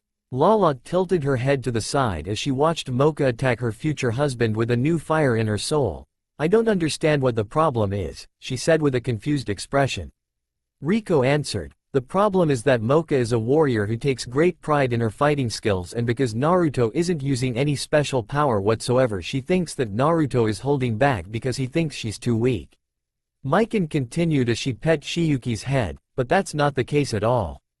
Naruto only uses his special abilities when protecting someone. He refuses to use it in something like a friendly spar. You call this a friendly spar? Yui yelled as more and more craters were formed from the clash. This isn't a spar, this is an all-out battle. Kazuko shook her head from side to side. Not even, Ni-san is still holding back some. Momoyo licked her lips at the fighting prowess of her beloved blonde. She would have to fight him after this. She loved it when he fought someone up close and personal, and she loved it even more when she was the one he was fighting. Mocha leapt into the air with a raised leg before dropping through the air at an incredibly fast rate. Know your place. If she landed this attack, then the blonde would know not to underestimate her and learn his place.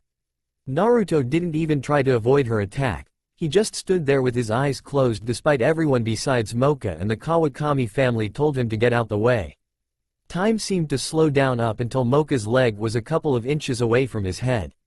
The moment before Mocha made contact, Naruto shifted to the side and completely avoided the kick.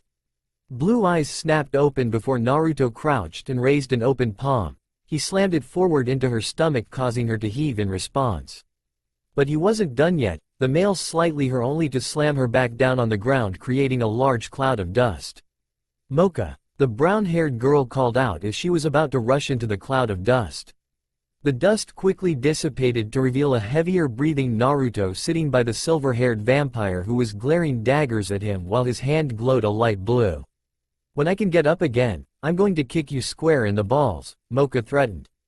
Naruto just waved her off as he continued to heal her injuries. Go ahead and try anytime, any place, he said with a challenging grin as Mocha picked herself up off the ground. She was about to fall over if the brown-haired girl hadn't caught her.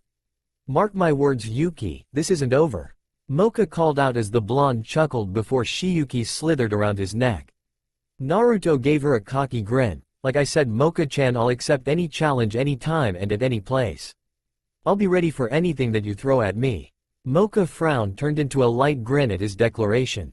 Then be prepared, because next time I will fight you, make you use your Yuki and defeat you, the vampire declared as limped away with the brown-haired girl who glared at Naruto. Kurumu and Yukari followed while Mizore told them she would stay for a little while. Kokoa followed after staring at Naruto with a curious expression, slightly starry eyes and a lightly dazed expression. Imoto, Miyako said as she hugged her younger sister. She turned toward the Kawakami family and the Yuki family, plus Yui. Everyone, this is my little sister Mizore Shirayuki. My half-sister from Erika Kasen. Mizore's father, mother. Hello, it's very nice to meet you all, she said with a small bow. Ohio, they all called out with a bow as well, greeting sucker-eating girl.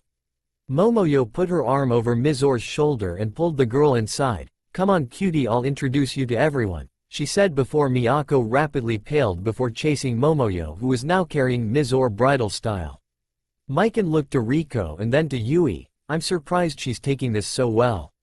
Yui had seen two supernatural people fight.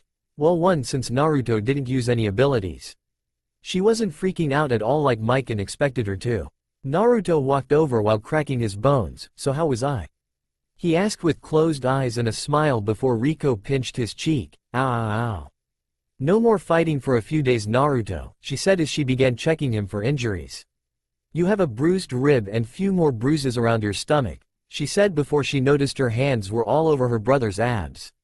She quickly pulled them away as if she was burned by fire. Yui rose to her full height before staring at the blue-eyed blonde. Fighting is not appropriate for a school environment, she said before looking off to the side. But I've never seen Akashiya actually smile until now, so a spar is perfectly fine. She completely avoided his gaze until he scooped her up in another bear hug. Put me down, Yuki-san. Naruto put his forehead up to her red one while still only clad in his t-shirt, making sure she could feel her muscles. Yui's face turned from tomato red to a deep scarlet. Are you alright, Yui-chan? Put me down and stop saying my name with such familiarity. That night. Man, that was fun, Naruto said as he dried his head with a towel wrapped around his waist. Waiting by his room was Lala, who looked a bit nervous for some reason, if the poking of her fingertips was anything to go by. Lala-chan? The pinkette looked at him with her emerald green eyes. Naruto-kun, can I ask you a question? She asked, getting the blonde to nod in response. Do you think we could still get married? She asked. Naruto sighed as he turned around. Lala-chan, I thought you understood that I wouldn't marry you because you need help with your… Naruto began before Lala interrupted. No, she yelled before tackling the blonde to the ground. He straddled his hips and looked at him with a pair of pleading green eyes as he looked at her with curious sapphire blue eyes. That's not why. You told me what love feels like and you made my heart thump with your smile. She grabbed his head and placed it on her left breast, making him blush. Can you feel it? This is my heart beating for you. Sure enough, he could feel her heart beating rapidly. Lala Chan's heart is beating for me, he asked, getting the girl to nod. Lala leaned in and gave a small and quick kiss on the lips that managed to express her feelings. Naruto's eyes widened before his sisters came running down the hall with a wide-eyed Shiyuki in Riko's arms. As soon as Lala finished her quick kiss, both Naruto and Shiyuki were bathed in a blinding light. Damn it, Riko swore before looking at Mikan. The brown-haired Yuki sighed before nodding back at her sister. Mikan quickly took off down the hall looking for something. The light died down to reveal a changed Naruto and a changed Shiyuki. Shiyuki's transformation was much more prominent as she wasn't even a snake anymore. In her place was a four-legged creature with a pale complexion with pink feet, ears and tail. It had ribbons around its neck and ears plus 2 feelers attached to its head, Sylveon from Pokémon. Naruto's now golden blonde hair had grown shaggier and longer, at least to his shoulder. His eyes were now a deep cyan colored. His whisker marks had vanished and his face had become a bit thinner. The main features added, however, were the pair of bat-like wings protruding from his back and the long black tail that ended in a 5-pointed star. Not even a moment later, Zestina busted through the front door with her energy sword ready to cut down all intruders. The right hand of Lucione stood with wide eyes and an open mouth, and she watched what seemed to be a male Devolucian standing in front of her. Lala-sama, W who? W what? She asked but got no reply. She turned towards the young princess who was sniffing the air with a large blush on her face. A moment later her own nose picked up a sweet scent that smelled absolutely delightful, like cinnamon buns or a pastry shop. Lala fanned herself as she began sweating, making Riko turn even paler than she already was. Oh shit, not again. She cried out before Lala tackled her brother to the ground. The pinkette began inhaling the blonde's scent. The blonde's eyes grew wide as Lala pinned him to the ground with her enhanced strength. Naruto-kun, she sang as her eyes were only half open. You smell absolutely wonderful. She pressed herself into the blonde, trying to take in more and more of his scent. Nearby, Zestina was shedding some of her armor, revealing an athletic form and surprisingly a large pair of breasts. Steam began rushing out Naruto's ears when Lala actually licked his cheek. Riko quickly squashed her current jealousy before grabbing Naruto and running down the hall. Lala growled at Riko before looking at a now dazed Zestina. With a quick nod, the two took off to chase down the male Devolucian. Damn it, Naruto! Riko cried out from behind a barricaded door. Blocking the door was Naruto himself, Shiyuki, who using her body and everything heavy that they could move. Naruto-kun, open up, I just want to talk to you, Lala said with a voice so sweet it sounded scary. Please open up, Naruto Dono, Lala-sama, and I just want to ask something of you, Zestina said as the banging became louder and stronger as time went on. Naruto gave a sigh of relief when the banging stopped, only for an arm to break clean through the door and grab his neck.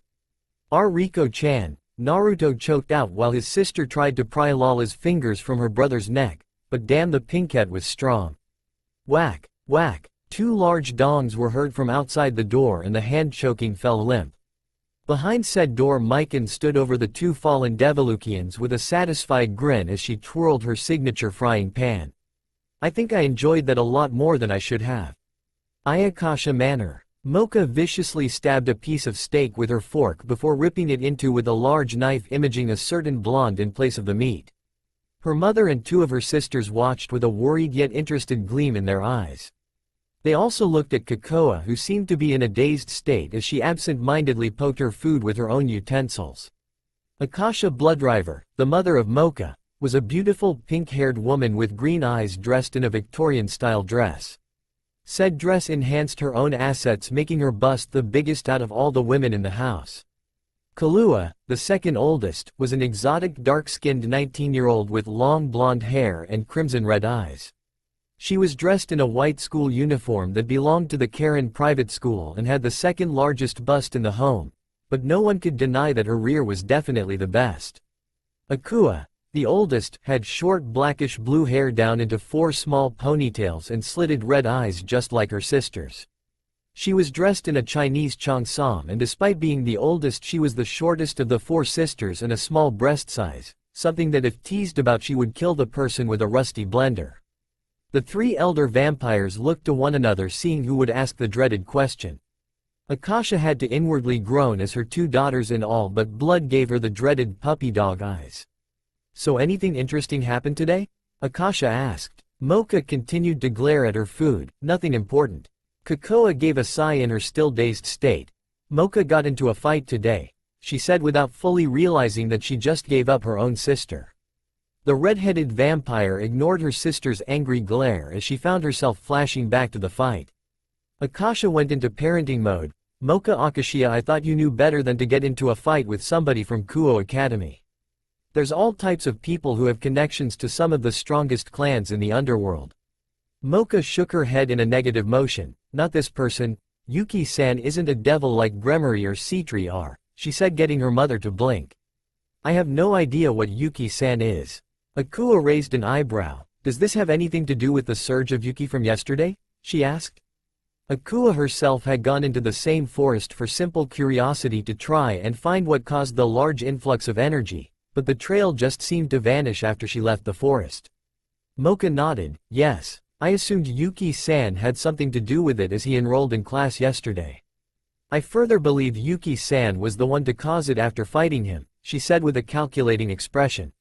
"Well, why don't you just wait? Did you say, he?" Kahlua asked with wide eyes. Akasha did a spit take with her small glass of wine while Akua choked on her food. The silver-haired girl nodded, making all the 3 have incredibly wide eyes. "Mocha, how did this Yuki-san fight?" her mother asked. Mocha's glare returned full force as she remembered her defeat at the hands of Naruto. "He fought with a style I have never seen before. He used open palms rather than his fists, and he also took some damage just so he could deal it back to me at twice the force." Akua raised an eyebrow. "Mocha-chan, did you lose the fight?" The silver-haired vampire growled. "Yes, I did, and that bastard had the gall not to use any Yuki when fighting me," she replied as the 3 elder vampires had dropped jaws. Even if Mocha's power was limited, she shouldn't have any problem dealing with the boy, but if he could beat her without using Yuki, then he must be a force to be reckoned with. "But I won't underestimate him next time, and then he will learn his place," Mocha declared with vengeance. Kahlua giggled at her half-sister before pointing at her full-blood-related sister. "So what's wrong with Cocoa-chan?" All she got in response from Mocha was a shrug of the shoulders. Akasha stood up and walked over to the redhead. "Hold on, I think I've seen this before." The pinkette looked over the youngest of the 4 sisters while huffing and mumbling inaudibly. After several moments she stood back from Cocoa and turned towards the other sisters. "Well, all the signs are there. Everyone, I believe Cocoa has her first crush." "What?" Everyone, even Cocoa, who had finally snapped out of it, yelled. "Yuki home." Naruto felt a shiver go down his spine as he laid in bed. "I think my life is about to get much more hectic," he said as before brushing a stray hair out of Riko's face before kissing her forehead. He did the same with Mikan before finally falling asleep with Shiyuki on his chest, still in her Devolukian mode.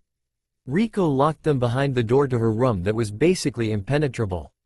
Lala and Zestina were still knocked out from the frying pan, but Naruto had taken the liberty to put them in the guest room.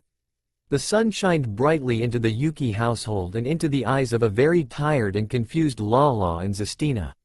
The pinkette rose from the bed and stretched out her limbs before shivering a little due to her not having her usual sleeping pillow, aka Naruto.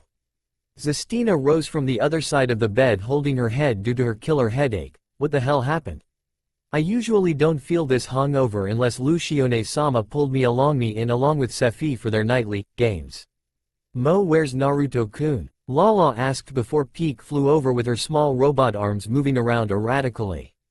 "Peak, what's wrong?" "Lala-sama, it's incredible. I mean, it's amazing. I never imagined something like this could happen." The robot was cut off when her creator flicked her in the head and glared at her cutely. "Peak, speak clearly or else I'll dismantle you and put you back together as a toaster," Lala threatened while pulling out a screwdriver from her infinite storage space that all women knew how to use. The robot quickly backed up, waving her hands around rapidly while still being excited about the news. Luckily I recorded what happened yesterday and took the liberty of sending it to your mothers. Alright, just show me already, the pinkhead ordered as the small robot began replaying the video from last night. Coincidentally her parents and her younger sisters were watching the video as well. Devolukian spaceship. Damn it, this better be good, Lucione muttered, rubbing the sleep from her eyes. She was currently in her preteen form, which had spiky black hair that went down to her shoulders and round pair of breasts and a nice pair of hips. Lucione's head was propped up by her wife Sephi's breasts that were large, firm and soft all at the same time. Sephi looked very much like Lala except more mature in her appearance, but their beauty were still considered equal. Well, it is a transmission from Oni-sama, the youngest of the three princesses said, kicking her legs back and forth in front of her mother's form. Momo had her pink hair cut short but had the same green eyes as her mother and Lala did. Her twin Nana had her own hair done into pigtails and the same green eyes. The only true difference between the two was that Momo had a larger chest than Nana, something that Momo loved to tease her about. The transmission appeared fuzzy before it cleared up and started when the bare-chested blonde boy Lala was interested in stand across from said person. They watched as Lala talked to Naruto before she tackled him to the ground. Can you feel it? This is my heart beating for you. That's my girl, Lucione said with a wide grin as her daughter kissed Naruto. Everything was going much faster than what was originally planned.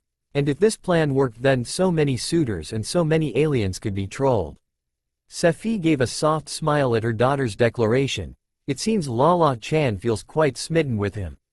Her twins giggled at the goofy, surprised expression on their future brother-in-law before they noticed he and his snake were glowing. However, as was when Naruto and Shiyuki were engulfed in light is when all four Devolukian raised their eyebrows. When the light died down and the now Devolukian Naruto and Shiyuki were revealed is when the reactions of the Empress and her family were shown, and they were all actually quite comical.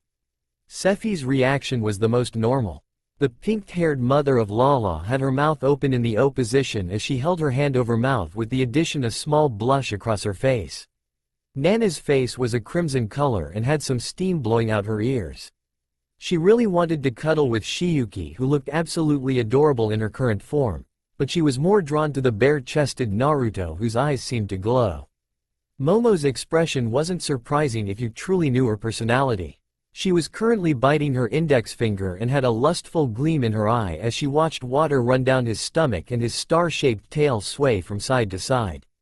Lucione gave a wolf-type whistle and grinned when her daughter pounced on the Devolukian. I'm so proud right now.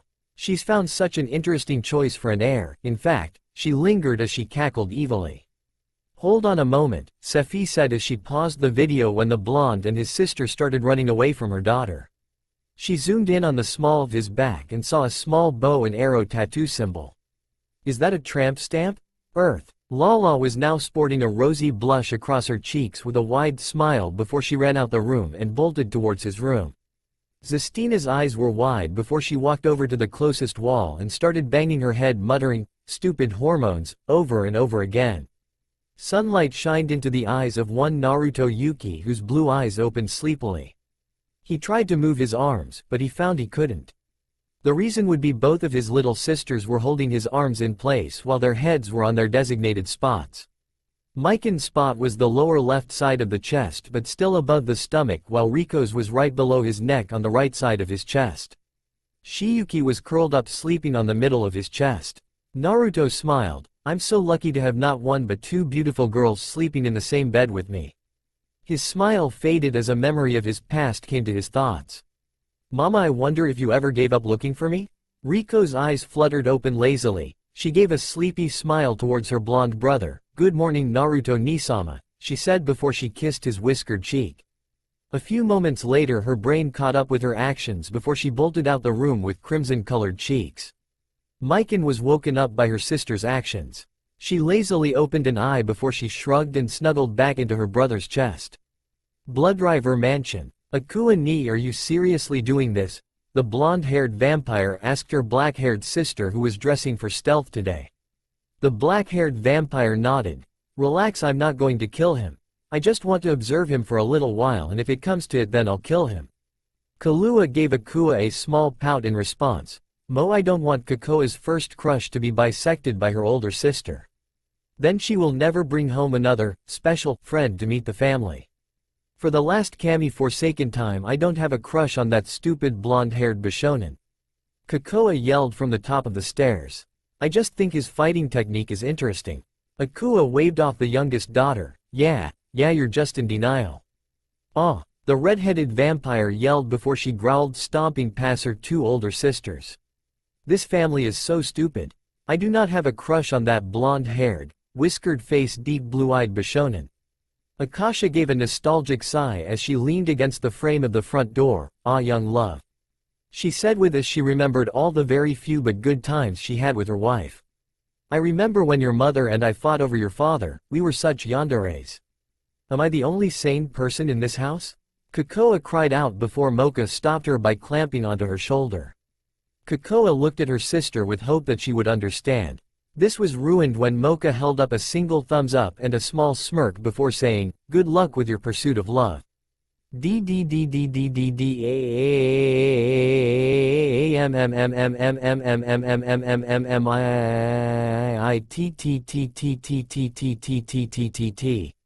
Yuki household. Shiyuki raised her head and looked around curiously before shrugging with non-existent shoulders and going back to sleep.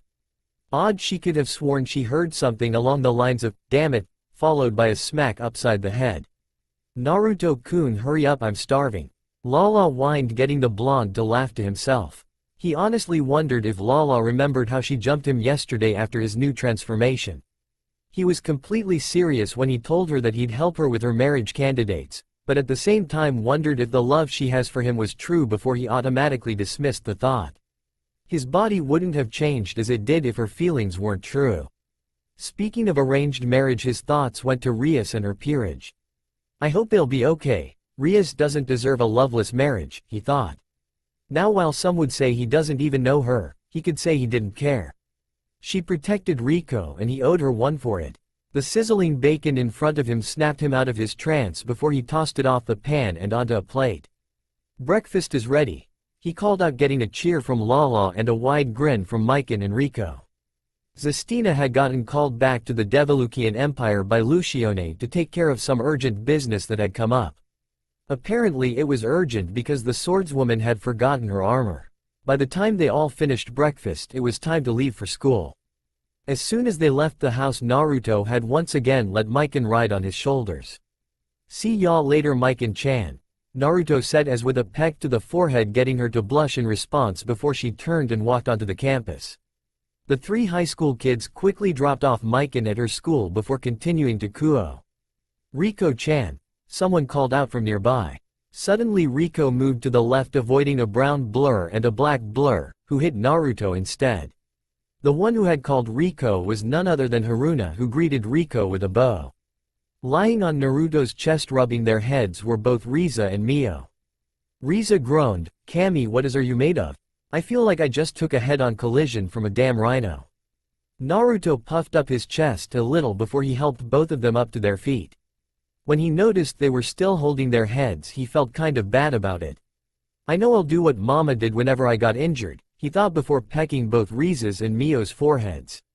What the hell? Riza cried out, trying to get as far away as possible from the blonde while maintaining a healthy red blush on her face. Mio on the other hand stood there like a blushing schoolgirl. Which she is. Naruto shrugged and turned only to be met with a pouting Lala and a glaring Rico who had puffed up cheeks. What? Nothing, Rico muttered before turning and continuing her walk towards school. Lala didn't say anything, but simply held her head up with her nose high in the sky. Shortly the two were followed by Haruna, Riza and Mio. Girls are weird, he muttered before he heard what sounded like someone cutting metal. The blonde pinpointed the sound and found a cloaked individual quickly slash through the metal pillars, keeping a billboard standing. His blue eyes quickly snapped to the sidewalk to where the billboard would fall and spotted a brown-haired girl with amethyst-colored eyes dressed in a yellow sundress walking around with a small smile on her face. The blonde silently swore before he locked gazes with Shiyuki, who had slithered out of shirt. Without another word, the billboard fell from the top of the building and quickly approached the ground, ready to squash the brown-haired girl flat. It seems his sister and her friends had noticed as well. Lala herself was already about to run, fly and save the girl, but she wouldn't make it in time. Naruto gave a small breath before he just seemed to vanish. A flash of yellow passed Riko, Lala, Haruna, Riza and Mio before continuing to head towards the brown-haired girl. If anyone had been paying close attention, they would have noticed the brown-haired girl's eyes widen in recognition. The billboard hit the ground uselessly while on the other side stood Naruto carrying the brown-haired girl in the bridal position. "Are you okay?" he asked, paying more attention to the cloaked figure who had vanished from the top of the roof like she wasn't even there. A delicate hand turned his head to face the girl he was holding in his arms. "Do you mind putting me down?" she asked sweetly, getting him to set her down. Now that he was closer, he could notice a couple of things. Her chestnut brown hair was long and flowing and her eyes sparkled with amusement. The girl was extremely feminine in both appearance and figure. She had the second largest bust he had ever seen, but what attracted him were her eyes that seemed to glow. "Naruto, are you okay?" Riko said, checking her brother for injuries. When she found he was okay, she turned to the other girl only to stop when she laid eyes on the girl's chest. They were fucking huge. They were even bigger than Akano-senpai's boobs, for crying out loud. It wasn't just Riko feeling that way either. The girls with them all noticed the girl's large breasts and glared at their own assets in response before glaring at the brown-haired girl. Just looked at her brother like a piece of delectable chocolate. "May I know the name of my savior?" she asked with a slight chuckle. "Name's Naruto Yuki. What's yours?" he asked with a tilt of the head and a curious expression. The girl inwardly blushed at his innocent expression. "Kimi Aoi. You can just call me Kimi if you like." She gave a small curtsy and looked at the blonde, and she was a bit surprised when she noticed he was staring at her eyes rather than her plentiful cleavage. Naruto bowed before winking at the girl. "Nice to meet you, Kimi-chan." The girl giggled into her hand. "It's nice to meet you as well, Naruto-kun." Before anything else could be said, Riko grabbed his ear and pulled. "Let's go, we're going to be late for class," she said, completely ignoring her brother's cry of her pulling his ear. Riko was quickly followed by her crush, Lala, and their classmates. Kimi was left alone in the street, with a small smile across her face and her arms under her large bust. "Era's such an interesting boy." She poked out her tongue and slightly licked her lips with a seductive gleam in her eyes. "I wonder how he tastes at school." "Alright class, it's time for dodgeball," Daidoji, gym teacher, said with a grin across her face, holding one of the dangerous elastic red balls in her hand. Half the class versus the other half of the class, and at least one person was getting hit with a ball. The Yuki siblings were standing together on one side, and on the other side were a couple of girls that were notorious for bullying some of the shyer girls around campus. One of which was a tall brown-haired girl with multiple piercings that went by the name of Saizo Onamura. Said girl smirked evilly at her favorite target hiding behind her older brother. Riko's expression was one of fear, something that her brother quickly picked up on. Naruto followed her line of sight to the grinning Saizo. "Riko," said girl looked up to find a rare sight, a serious Naruto with blue eyes made of ice. "Is that the Saizo you told me about? The same one that bullied you and continues to try and bully you to this day?" he asked as the air around him turned cold and frigid. His sister nodded, making his aura even colder. Daidoji blew the whistle, and only a couple of seconds later Saizo already had a ball in her hand. "Riko-chan, come on out from and play," she called out manically before she noticed her target hiding behind her brother. "Oi, get out the way." When he didn't, she grew enraged before throwing the ball with surprising speed. The blonde used the back of his palm to hit the ball upwards like it was nothing. "No one bullies my Riko-chan," he whispered before nodding towards Saizo. Riko lightly blushed at being called Naruto's Riko-chan. She noticed her brother nod towards the surprised girl. Riko's expression turned somewhat serious before she began looking around the gym. "Naruto 30 degrees on the west wall near the corner," she said while Saizo tried to get another ball and everybody else was wondering in interest. "Got it," Naruto said, throwing the ball at the west wall of the gym. The ball bounced off the west wall, hit the north wall, and the ball began bouncing from wall to wall without any signs of stopping. The ball wound up about to strike Saizu's face only for the girl to dodge. "Huh, you missed," she jeered, not noticing the ball bouncing off the wall behind her before it smacked her in the back of the head. "Yosh," Naruto and Riko said with an individual fist pump. "That's my Imoto," Naruto said, hugging the orange-haired girl, getting her to blush once again. Both of his sisters had an incredible yet very scary ability. Mikan could take a gang of full-grown women with anything laying around, while Riko had the uncanny ability to find angles and paths. Even ricocheting bullets were no match for her vision. Lunch period. Ah, ramen. Naruto sighed blissfully before devouring the bowl of noodles like there was no tomorrow. Riko and Lala giggled at their brothers' lovers' eating habits, while the other girls sitting at the table were just trying to figure out where all of it was going. Riza and Mio couldn't look the blonde in the eyes with blushing a bit. It got even worse when Naruto called them Riza-chan and Mi-chan. Both girls had a healthy red glow on their faces, and even then he didn't notice. I feel like I'm forgetting something, he thought to himself before sorting through what he still had to do today before he smacked his forehead. Damn, I forgot I had to talk to Rias and see if she got the extension. Riko-chan, Lala-chan, do you want to come visit Rias-chan with me? He asked, getting both of them to almost automatically nod in response. One was going to protect her brother from the red-headed Gremory, and the other wanted to learn more about her husband's friends. Soon enough they arrived at the Occult Research Club, but before they entered, Naruto hesitated. Blue eyes peered at Riko and Lala from over his shoulder. Be careful. He opened the door and his eyes widened as a large fireball came racing towards him at high speed. Damn it, he thought. Thinking on the fly, he pushed both Riko and Lala inside the clubroom to the ground so that the fireball pass over them. Son of A, he said before he crossed his arms to block the incoming fireball. Boom. Soon enough the door frame was lit up in flames, much to the horror and shock of the members of the Occult Research Club and another person inside. Moments before, Rias sighed as she crossed her arms. I'm glad they allowed me the extension, but I feel like Riser accepted the handicap too easily. I think she's up to something, the crimson-haired girl said. Akano gave her a curious stare. I didn't think Riser was one smart enough to play dirty before a match. That's the problem, she's not. She's been acting even more arrogant than usual, which I didn't even think was possible. Rias continued before a magic circle appeared in the middle of the clubroom, making everyone in the room tense. When the magic died down, standing there was a beautiful silvery white-haired woman dressed in a maid outfit. This was Agraphia Lucifer, the ultimate queen, a very powerful ice magic user and the wife of Rias's older sister Sirzax. Hello Gremory-sama, she said with an icy and monotone tone and a small bow.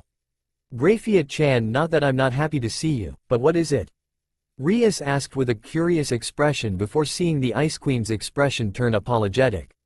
Rias's eyes widened in realization before a larger magic circle appeared in the clubroom. When the light died down, a blonde-haired woman with an arrogant expression was standing in front of the Occult Research Club leading a large group of females. The woman had long blonde hair and a pair of arrogant green eyes. She was wearing a black blazer that was zipped down to reveal a generous amount of cleavage. Hello Rias. Hello Riser. Rias said back with a bitter tone as the blonde woman chuckled like she knew something Rias didn't, which she probably did. What do you want? Riser shrugged. What? Can't I come check on my wife and my new hair? I mean additions the Phoenix Peerage, she said. She didn't actually misspeak, and she also knew that Rias knew that as well.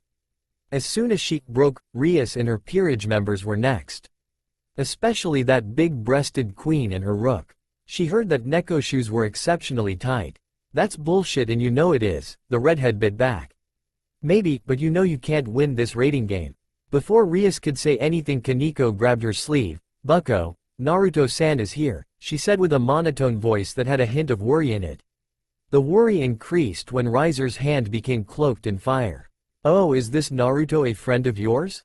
I wonder how she'll burn, the Phoenix heir said with a cruel smirk.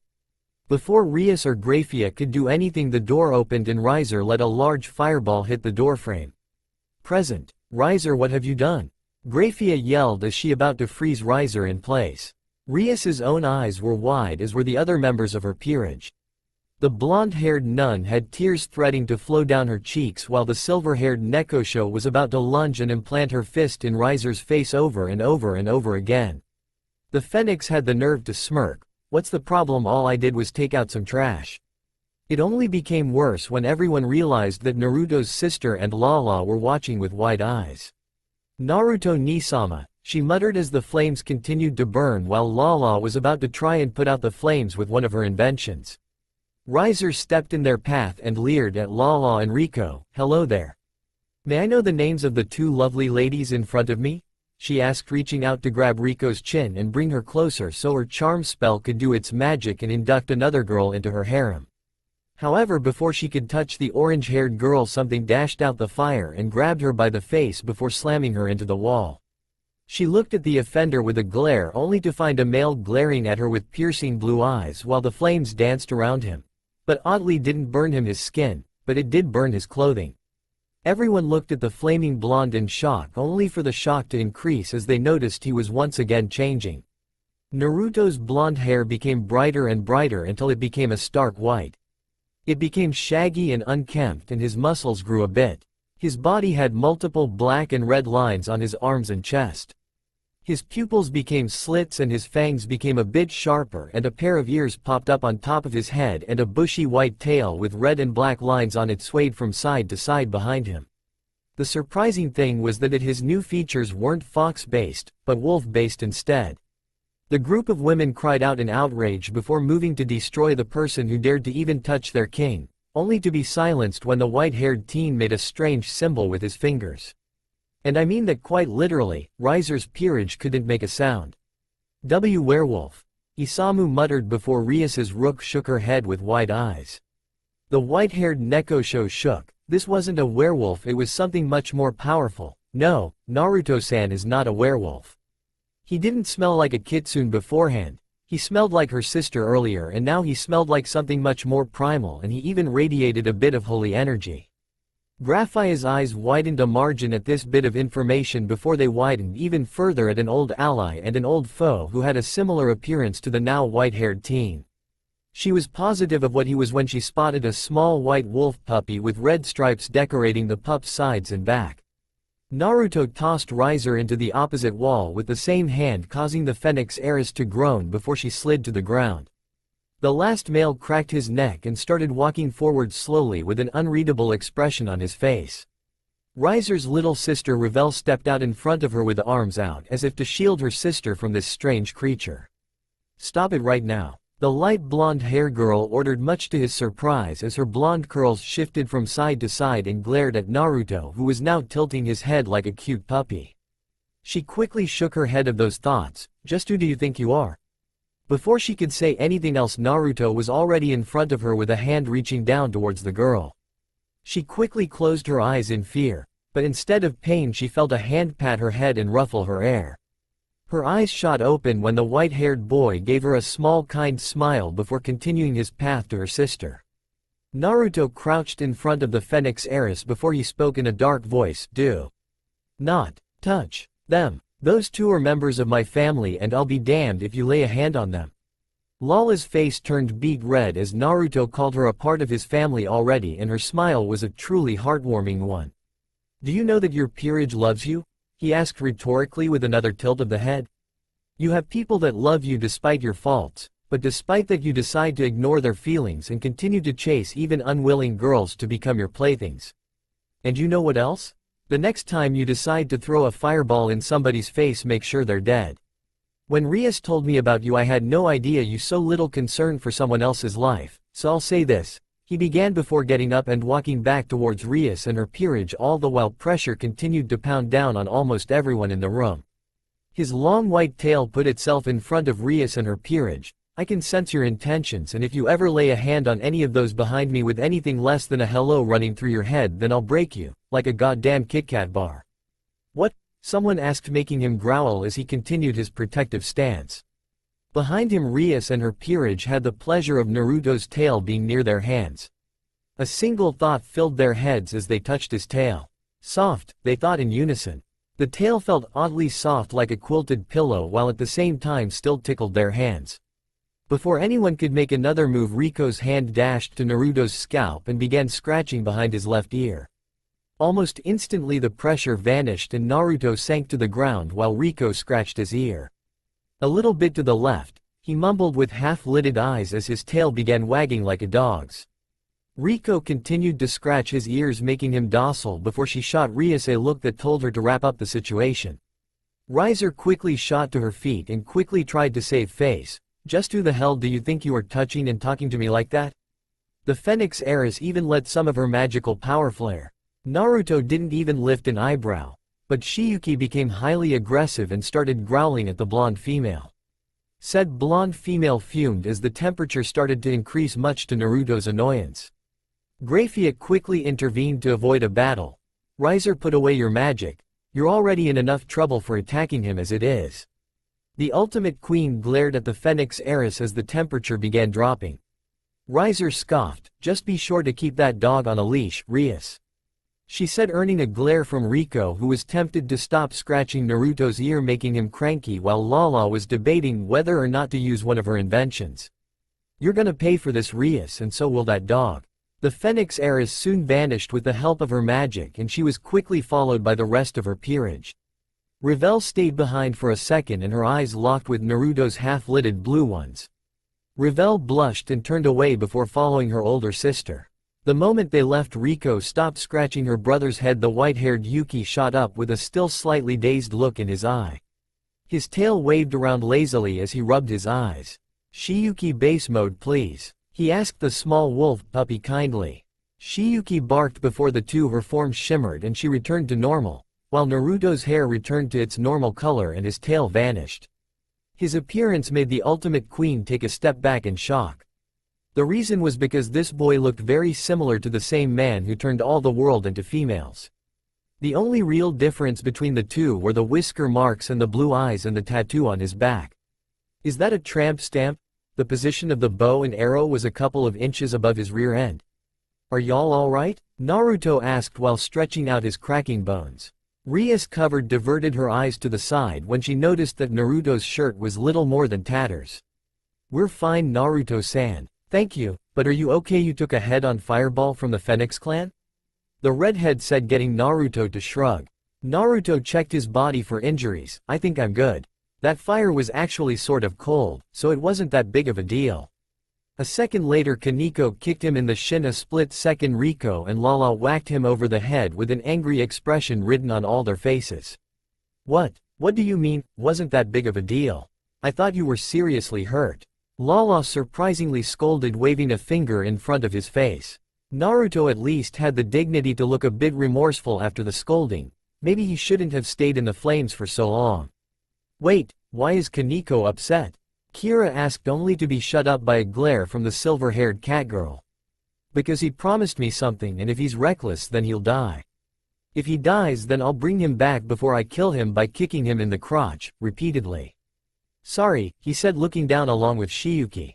If both of them still had the animal ears and tail, the appendages would have been wilting like a scolded puppy. He hated when his sisters were upset with him. Annoying them was perfectly fine. But when they were mad at him he felt pretty awful inside. Rico huffed before patting his head. Just don't do something like that again. Got it, mister? She asked, poking her brother's chest before pulling it back when she noticed that Riser's fire had burned his shirt, leaving him bare-chested. The girl blushed before pushing him away with a large red stain on her cheeks. Unfortunately or fortunately, depending on how you look at it, the blonde was still in front of Rias and her peerage, including the voluptuous Akano, so when Rico pushed Naruto he sort of took Akano and Rias with him as all three teenagers hit the ground.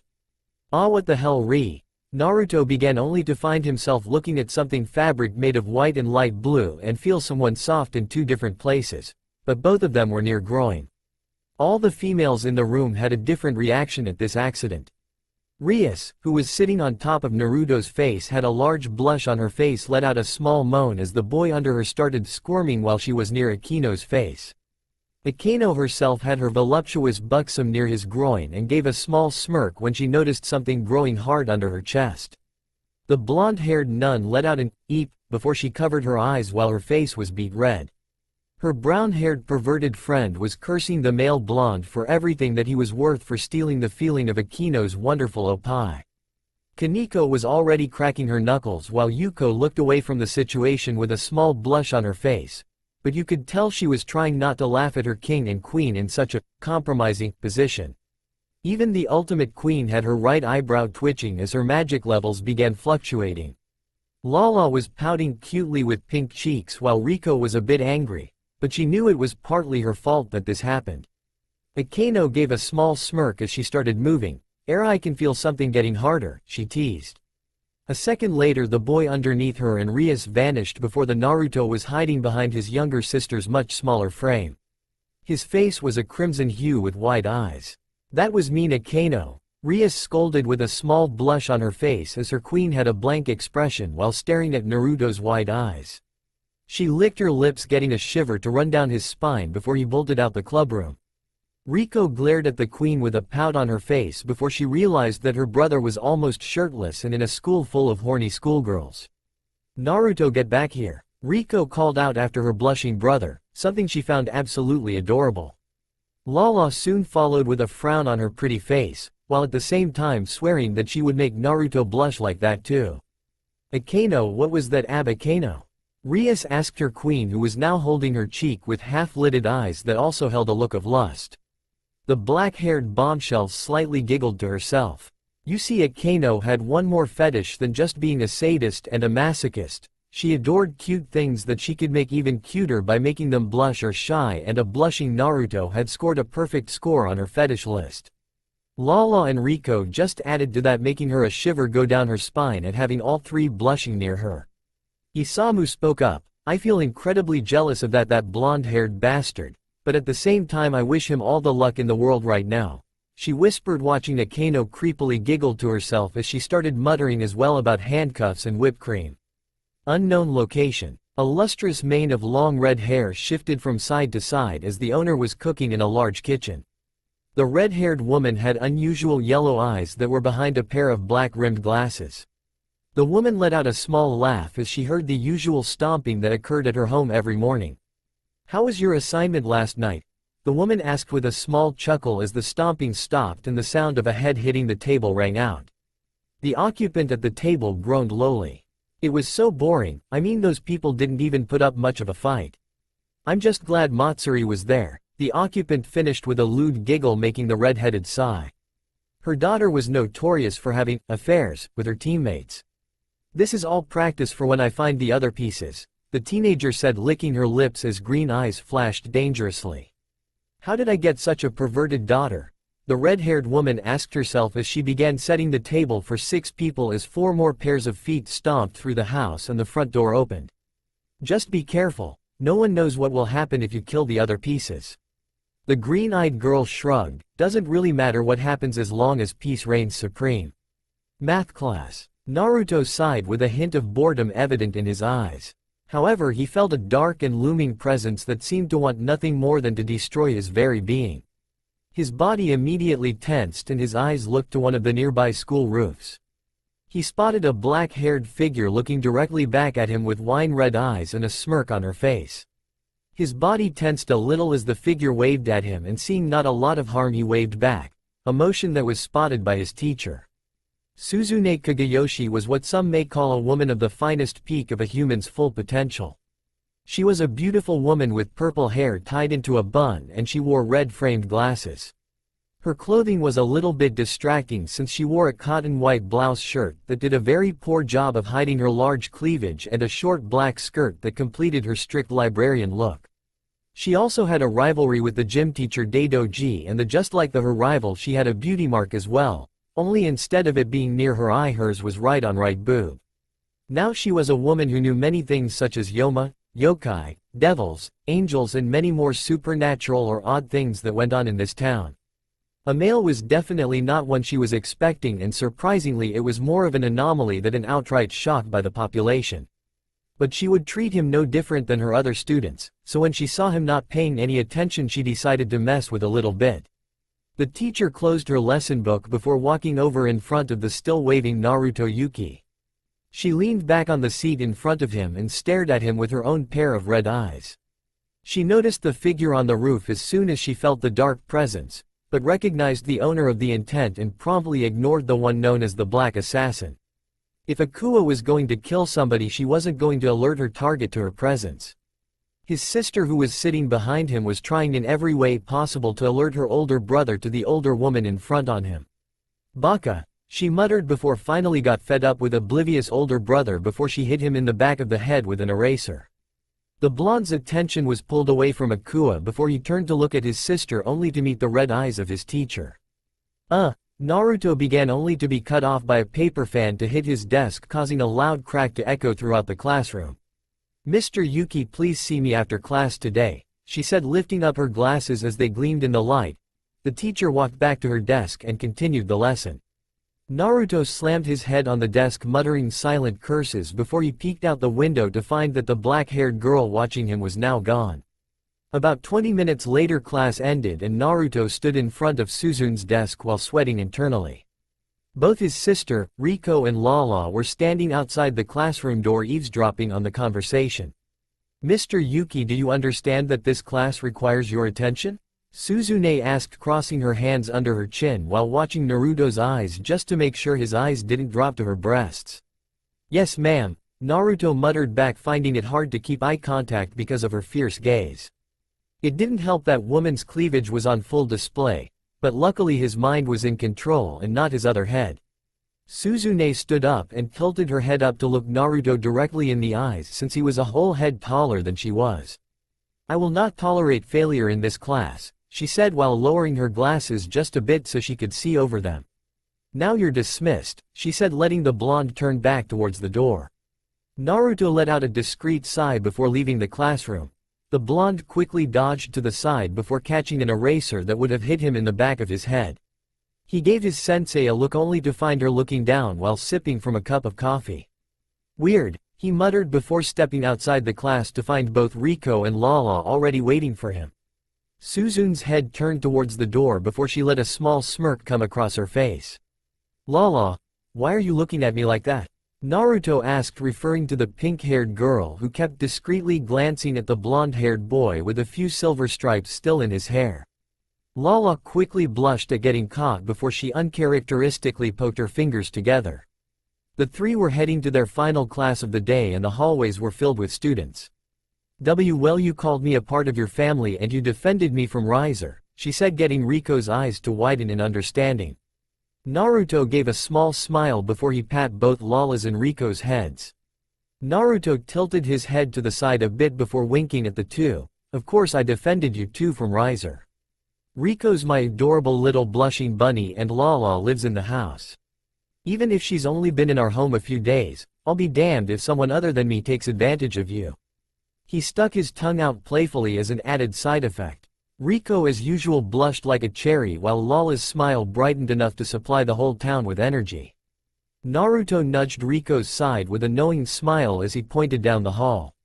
The brunette followed his finger and waved to Haruna, who waved back. "You know you're going to have to ask Haruna out sometime soon, right?"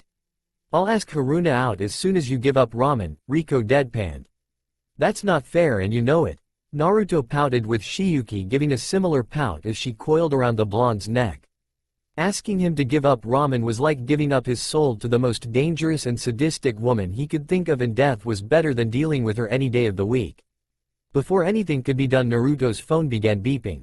The blonde's smile quickly melted when he noticed the picture someone sent him a text message, and as soon as he looked at his phone his smile was quickly wiped off his face and a serious glare replaced it. The blonde smiled at his sister and Lala. "How about you two go to class ahead of me?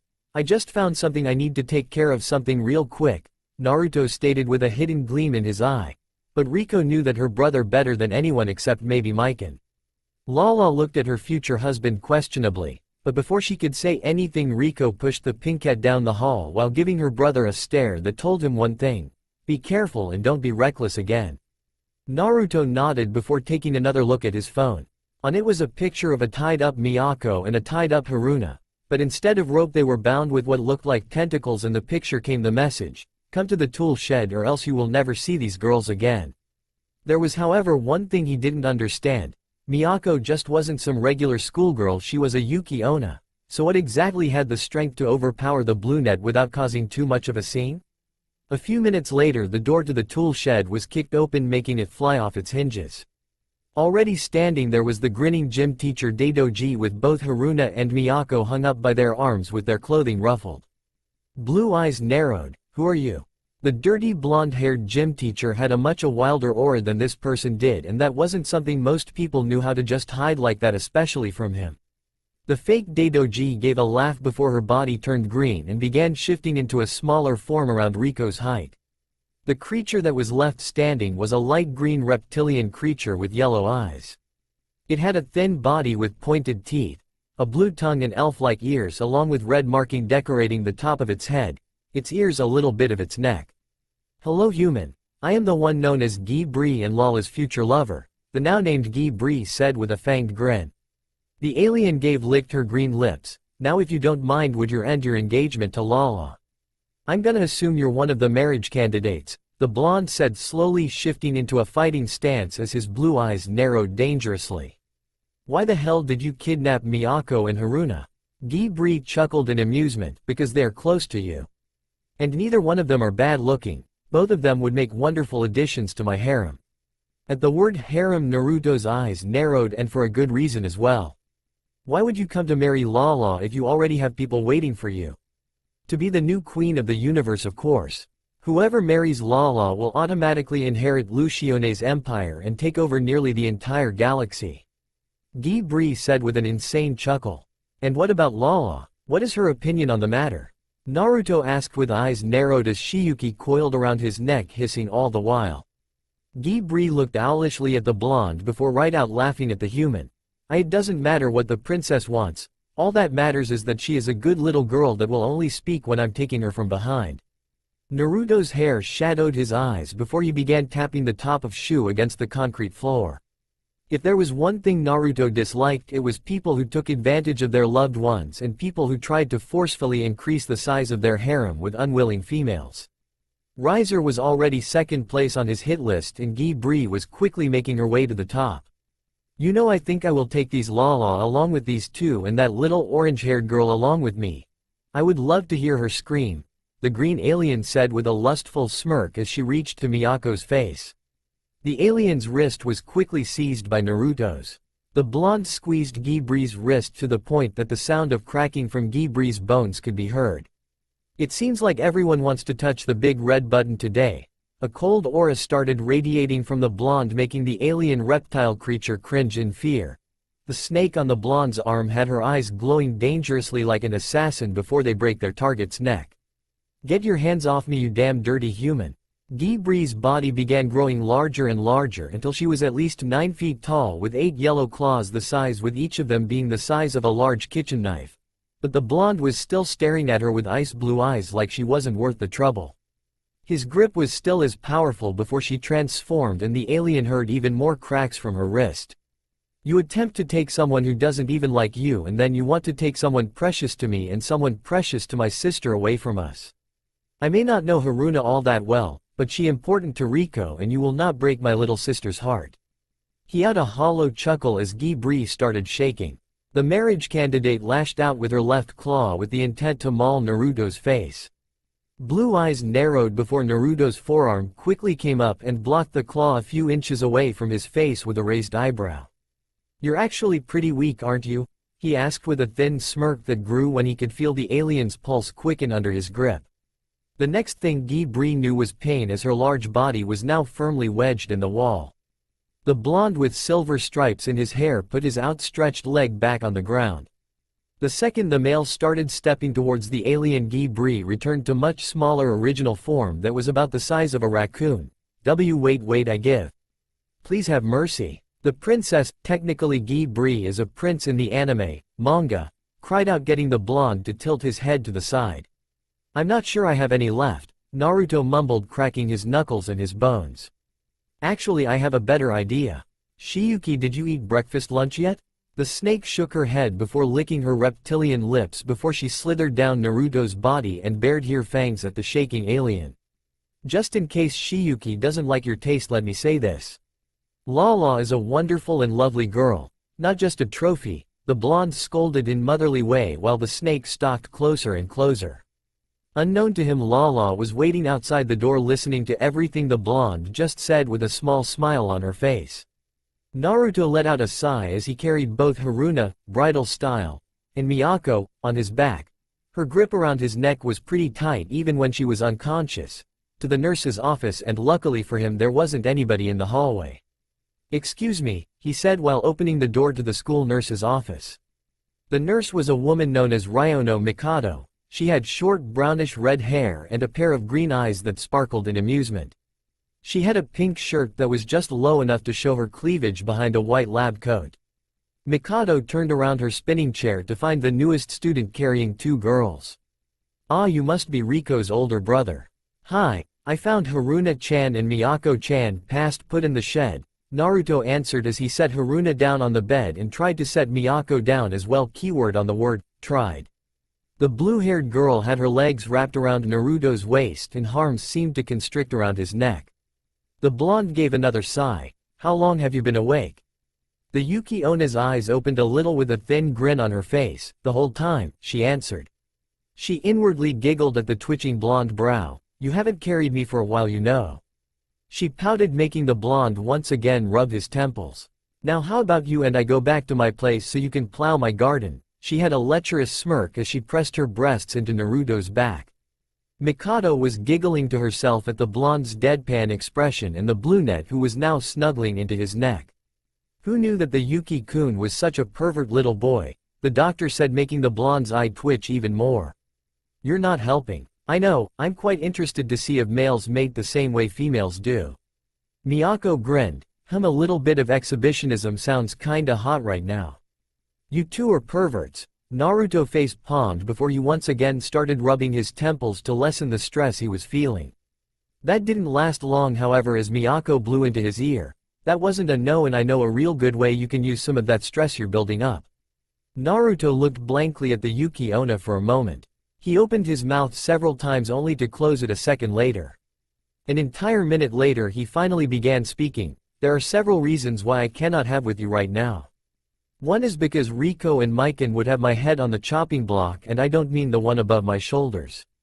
Two is because Momoyo would try to kill me before just raping the hell out of me in the dungeon under the dojo. Three, I'm not having in front of a doctor who is more interested in how my body works than what's considered normal and my sister's unconscious crush.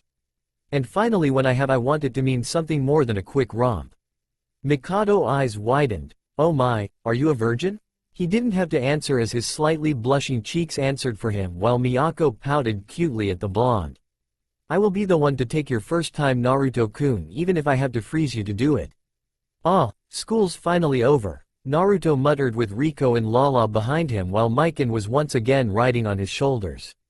It was times like this that made him happy that the Yuki family had taken him into their home. He still couldn't shake the feeling something very bad was about to happen. Then Pinkette was holding Shiyuki, who seemed to be in a little pain from throwing up debris, and luckily for the little snake, Lala had been there to pick her up and carry her around the rest of the day. "You're just so adorable," Lala said, scratching the white snake under the chin. Riko was leaning against her brother's shoulder while Mikan settled for patting his head to a beat. The orange girl sighed for a moment before she looked up at Mikan, who looked back down at her older sister. The two then started a conversation using only their eyes. "It's not fair that he kisses you at least twice a day every day." If she was being honest, she was jealous of her younger sister. Naruto didn't kiss Riko's forehead nearly as often as he did Mikan's. It may have had something to do with Mikan being a spoiled little girl that kept telling Naruto to kiss her forehead when they were younger. Mikan's cheeks turned red. Even if her brother's kisses were purely sibling love, they still felt nice.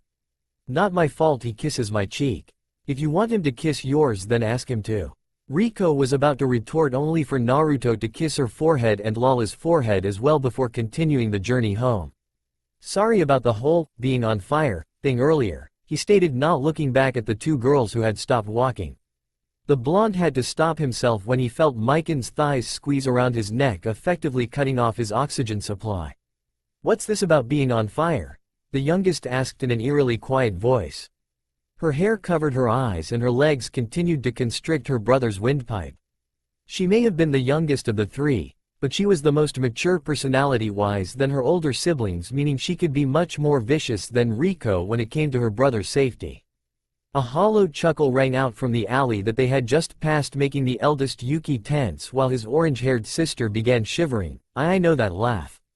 Golden brown eyes widened as they watched Saizo walk out the alley with a small lecherous smirk on her face. "Hello Riko," Saizo smirked as the orange-haired girl moved behind her older brother.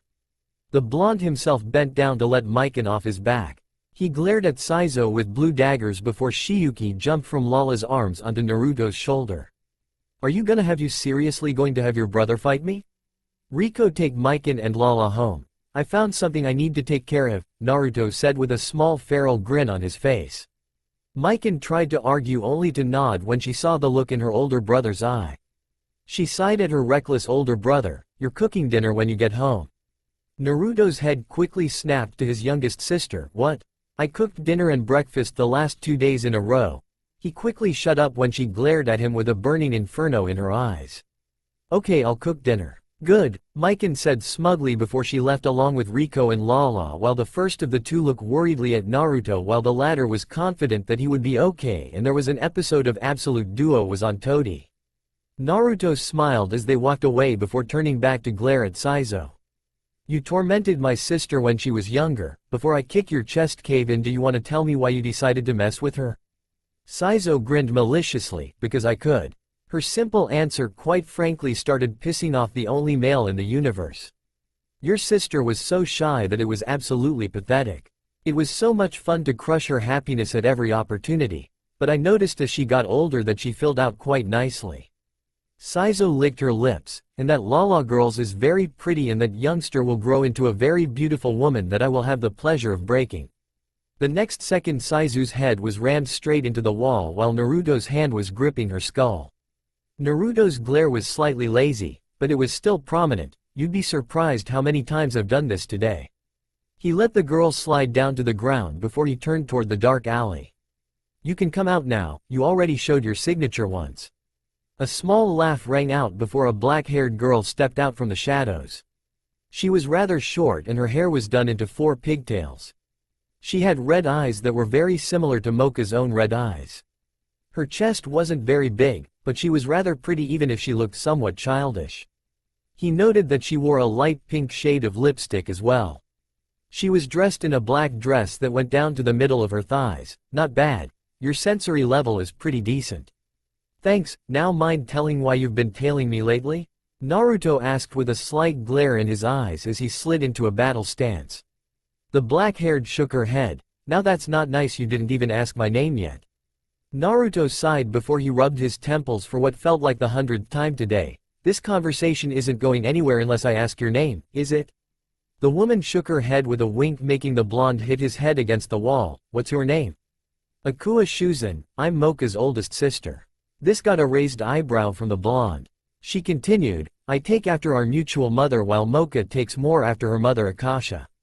Naruto nodded at the tidbit of information, noting to put that away for later. So what do you want with me? I just wanted to see the boy that beat me, my sister, but from what I've seen you're more than just a normal yokai. You transformed into a legendary beast that hasn't been seen for centuries, but you're even more than that from what it seems. The black-haired vampire's smile turned into a wicked smirk, getting the blonde to tense. I don't know if that's a good thing or bad thing. He tensed when Akua stepped closer. Well, I guess in my case it's a good thing. In your case I'm not so sure. The next second she disappeared and Naruto quickly turned around and slammed his leg shin into the now wide-eyed Saizu's unguarded side. The girl had grown into a larger and more grotesque and armored version of herself and had a much longer tongue. Akua was in the air delivering a vicious elbow to the ogre yokai's temple, sending the ogre back into the wall before she shrunk back to her human form. So what is it exactly do you want? Naruto asked, taking a glance at Akua before he saw the same look in her eye that he had often seen in Mamayo's eyes before she challenged him to a fight. He sighed once again. Do you mind if we at least fight in the forest nearby? Not at all, I'd actually prefer a forest, so that we won't draw any attention, Akua answered before she poked Saizu's unconscious body with her feet. -10 minutes later. You ready? Naruto asked once again, sliding into a battle stance with both of his arms up and his knees were slightly bent. Akua didn't answer as she quickly dashed behind the blonde and kicked him in the back of his head, only for said blonde to drop to the ground, dodging the kick before attempting to drop-kick the black-haired vampire. I'll take that as a yes. Not bad, she said, intercepting the drop-kick before tossing Naruto into a tree. Your sensory and reaction time are marvelous. Instead of crashing into the tree, the blue-eyed teen used the tree to halt his current flying path. Naruto, using the surrounding branches, climbed to the highest point of the tree before he jumped high into the air before coming down with an earth-shattering punch. Akua smirked before stepping to the side to avoid the punch. Come on now, I could see that punch coming from a mile away. She kicked, catching the blonde's cheek, sending him to the ground once again. Why don't you transform? It'll be much more of a fight if you do.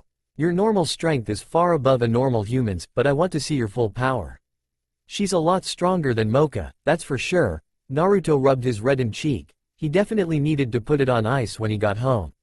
Shiyuki gave a violent hiss at Akua before locking blue eyes with Naruto's own blue eyes. Naruto shrugged but nodded at the while-scaled snake. Shiyuki, heavenly Okami, Naruto whispered, making both his and Shiyuki's form shimmer. Once again Naruto's hair faded into a stark white while his pupils gained a ferrule-like slit. His canine teeth sharpened into fangs while two white wolf ears appeared on the top of his head, as did a long white tail. Black lines adorned his arms while red lines adorned his neck. Sitting on his shoulder was Shiyuki, was now a small white wolf pup that had similar red and black lines decorating her coat. Shiyuki quickly jumped off her owner's shoulder before curling up in a ball and falling asleep on the grassy ground. Akua licked her lips in excitement. That's better, she said before attempting to stab the blonde through his stomach with a Yoki-enhanced hand. Naruto pushed the hand to the side before punching Akua in the gut, making the black-haired vampire heave. Mocha's eldest sister slid back from the force of the punch. She was pleasantly surprised at the force of the punch, proving that he was no longer holding back. She disengaged the yokai limiters Akasha had placed on all four sisters before dashing at in an attempt to catch Naruto off guard. She's moving at least twice as fast as she was just a few seconds ago, he thought to himself before he ran to meet Akua in the middle of the clearing. The now white-haired boy countered Akua's high knee with his elbow before he tilted his head to avoid the black-haired girl's manicured hand. He couldn't dodge fully, therefore he got a small but deep cut on his cheek. Naruto's tail caught Akua off guard as it hit in the side, sending her flying towards the trees. His fingertips lightly glowed before he drew a line in the air across Akua's body. Akua's senses went haywire before she dropped to the ground. Slash! She was sure glad she dodged the attack because the tree behind her fell to the ground. The tree was perfectly cut in half as if it was done by a sword. She quickly turned to the white-haired boy only to find him an inch in front of her face. She immediately launched an elbow to block Naruto's fist before she kicked him in the stomach with both feet.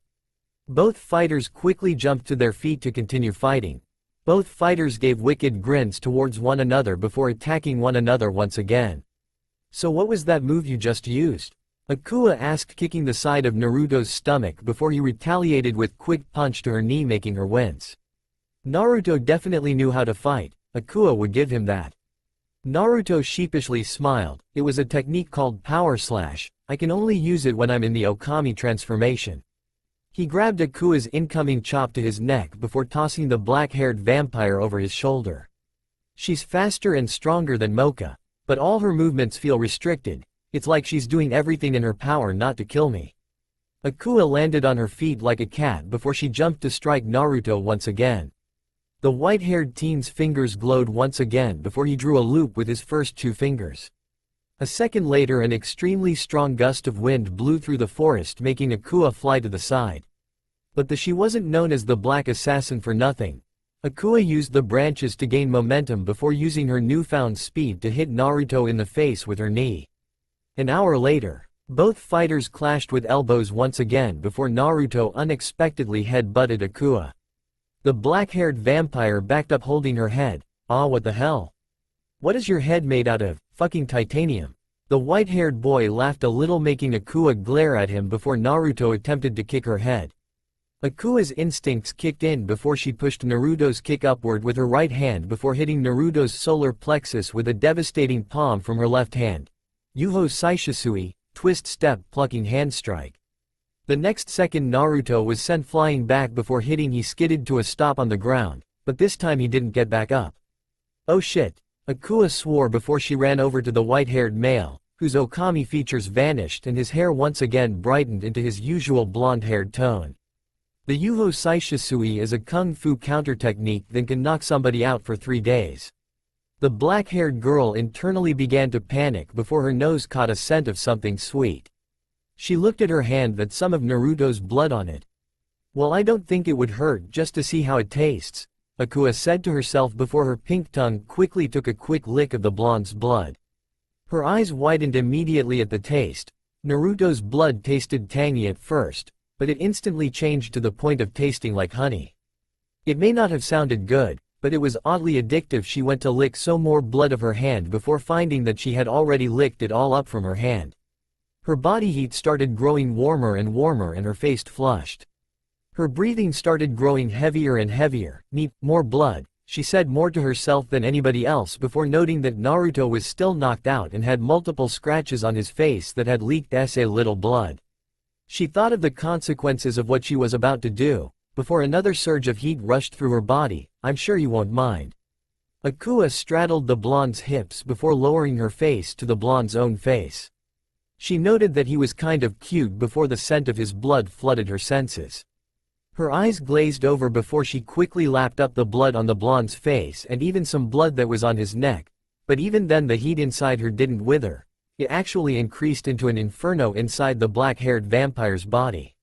Her clothing began getting in her way, making her loosen up her shirt and ruffling up her clothes even more than they already were. "I need blood, more, more, more." Her fangs lengthened before she bit Naruto's neck. The delicious red fluid flowed into her mouth, finally sating the heat flowing through her body. One of her hands was running through Naruto's hair, while the other was holding his wrist to the ground. Akua pressed her body into Naruto's in an attempt to get more and more blood from the blonde-haired teen. The taste of Naruto's blood was amazing. She wanted more. She needed more. Akua unconsciously started dry humping Naruto as she continued to drain more and more blood from the still knocked out Naruto. She pulled out her fangs only for a second to catch her breath. "I could drink this for rest of my life." She took long licks of the spot she had just sucked before once again sinking her fangs into him. Naruto began shifting, making Akua's eyes lose their glazed state. The vampire still had a little bit of blood running from the side of her mouth. Impossible, that technique supposed to incapacitate their victims for 3 days, not 3 minutes. She quickly got up before she used her speed to leave the clearing. A few seconds later, blue eyes opened before Naruto sat up, rubbing head. "Ah, what the hell hit me?" he asked. He looked around but he couldn't find Akua anywhere, so he just assumed she left. "Damn it, I was actually having some fun." His complaining woke up Shiyuki, who had already turned back into her snake form. The snake hissed at him, making Naruto panic as he looked at what time it was. "I'm so screwed," he said before he quickly picked up the white reptile before he dashed at top speed back home. -10 minutes later, Naruto opened the door as quietly as possible before stepping through the front door. But as fate would have it, he wouldn't be so lucky to avoid punishment as a knife quickly embedded itself the wall 3 centimeters away from his face. "Where have you been?" Mikan asked from the doorway to the kitchen, tossing another knife up and down. The brown-haired girl seemed to be radiating a scorching inferno as she looked at his state of clothing. The other 2 teens in the house were also nearby on the couch. Riko's presence was ice cold while Lala just settled for glaring at the blonde. "What?" Mikan stepped up to answer. "You're more than an hour late coming home. Your clothing is all ruffled up, especially your collar. You have a woman's scent on you." And finally, the youngest Yuki pulled down his collar and pointed to a spot on his neck. "You have a lipstick mark on your neck." "Just what the hell were you doing?" Naruto sheepishly scratched the back of his head and answered the only way he knew how to. I got into a fight," he said. Shiyuki quickly jumped off his shoulder before the blonde was attacked by both of his sisters. For the next 4 hours the only thing that could be heard were Naruto's cries of pain. -5 hours later, Naruto patched up the last of the scratches and bruises he had received from the fight with Akua and the beating he got from his sisters. The blonde sighed before he grabbed his cell phone. He looked towards the ceiling before dialing a number. After 5 seconds of ringing, someone answered. "Hello? Hey, it's me," Naruto answered. "Naru-chan. It's so nice of you to call me. So what's the deal?" The person on the other line called out with pure joy and excitement in her tone. "You ever heard of someone named Kuroka or Leone?" "Yep, Kuroko's a legend for Neko kind, but she also has a really weird habit of not wearing panties and challenging strong people to a fight so they can give her lots and lots of kittens. She loves children, but insanely skilled in Jujutsu and stealth." "What about Leone?" "Leone is Kurko's twin sister and she's wilder and more physical than Kuroka. She can easily physically overpower the strongest of devils. She also wants kids, but unlike Kuroka she won't settle for the parent of being only strong, they need to be a nice person. In her own words she said that when she finds someone who fancies her she'll rape them until she's pregnant. Great, Naruto said sarcastically. Why are you asking? If you want kids, I'll pop over there and you can make this purr. Naruto rolled his eyes. No way. The last time you were over here, I nearly lost my virginity while tied to the ceiling. Anyway, their little sister Kaneko is looking for them. Mo, you're no fun. Her actual name is Shironya no. The tone became whining before it changed into a curious tone. Sure, one's looking for her sisters. Well, both of them move independently from each other. You might have a chance in 2 months. It's the village's Matabi parade after all. All two-tailed Nekos are required to be there. Thanks for the information. Nope, you know my information comes at a price, so you owe me one. Alright, what do you need? Naruto asked before the voice started giggling on the other side. Now where's the fun is spoiling the surprise. Just keep my favorite toy ready for me. I'm gonna need something to have fun with next time I see you. Pervert. Anyway, I want you to meet Sharon in person. She kind of has as much emotion as the side of a brick wall. I guess it could be fun, but you'll owe me another favor if I do. Fine, Naruto answered with a sigh. Alright then, I'll be there in about 2 weeks. Thanks, no problem. I've got to go. Riko's glaring at me from outside my door. Naruto finished before hanging up. Naruto's gaze returned the glaring Riko. What's up, Riko-chan? He asked the pouting orange-haired Yuki who down next to her older brother. Were you really fighting somebody? Naruto nodded. Yep, she was a really good fighter. Her name was Akua and she's Mocha's oldest sister. There were several times where she could have easily killed me, he said, not noticing his sister flinch. Naruto, I don't want you fighting anymore, she stated with clear conviction in her eyes. She stared into Naruto's blue eyes with her own golden brown colored eyes. Every time you fight you get hurt and I don't want you getting hurt by anyone. You might meet someone who's so powerful that they actually kill you. Naruto sighed before rubbing his precious sister's head. I can't do that, Riko. I fight so that I can protect you, Mikan, Ringo Kachin and Saibai Kachin and many more. If I couldn't fight then I wouldn't be able to protect you, now would I? That's not the point. Riko surprisingly yelled, swatting his hand off her head. Do you have any idea how upset we'd be if you died? She's right, you know, Mikan said, leaning against the door. You would affect a lot of people if you died. Riko would lose her confidence, I would probably fall in depression, Ringo Kachin would never come home anymore and Saibai Kachin would work herself to death. Momoyo would rampage, Miyako would freeze everything within a 5-mile radius and Lala would be picked up by one of her out-of-world fiancés. Naruto quickly grabbed Riko by her shoulders with one hand and Mikan with the other. He buried both their heads in his chest. I know, and that's why I won't die. I have something to fight for and something to come home to, he said, kissing both their foreheads. Riko sighed. I'm never going to get you to stop fighting, will I? She asked. Mikan answered, that'll be as hard as him giving up ramen. Never. Downstairs Lala was on the phone with her mother Lucione. I really love Naruto-kun, she said, making the black-haired empress laugh crazily. I mean, he protected me twice in one day from a fire-powered human and even Guy. Lucione smiled widely. Interesting. I wonder if he could deal with the other candidates?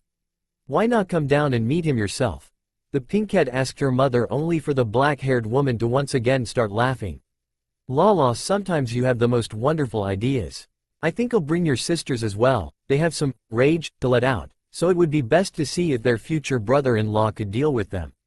Okay, mama. The pinkhead answered with a wide grin before she raced upstairs to sleep in Naruto's bed again. Hyodo residence. So this is the home of Rias's pawn and bishop, a cloaked figure said with a hidden wicked grin. The figure gave a small but arrogant laugh. Sorry, Rias, but it's best to learn your place before our marriage. In their hand shined a small bottle that was filled with a glowing purple. That's all for now. If you want to see next part, then please like this video and subscribe my channel. Thank you.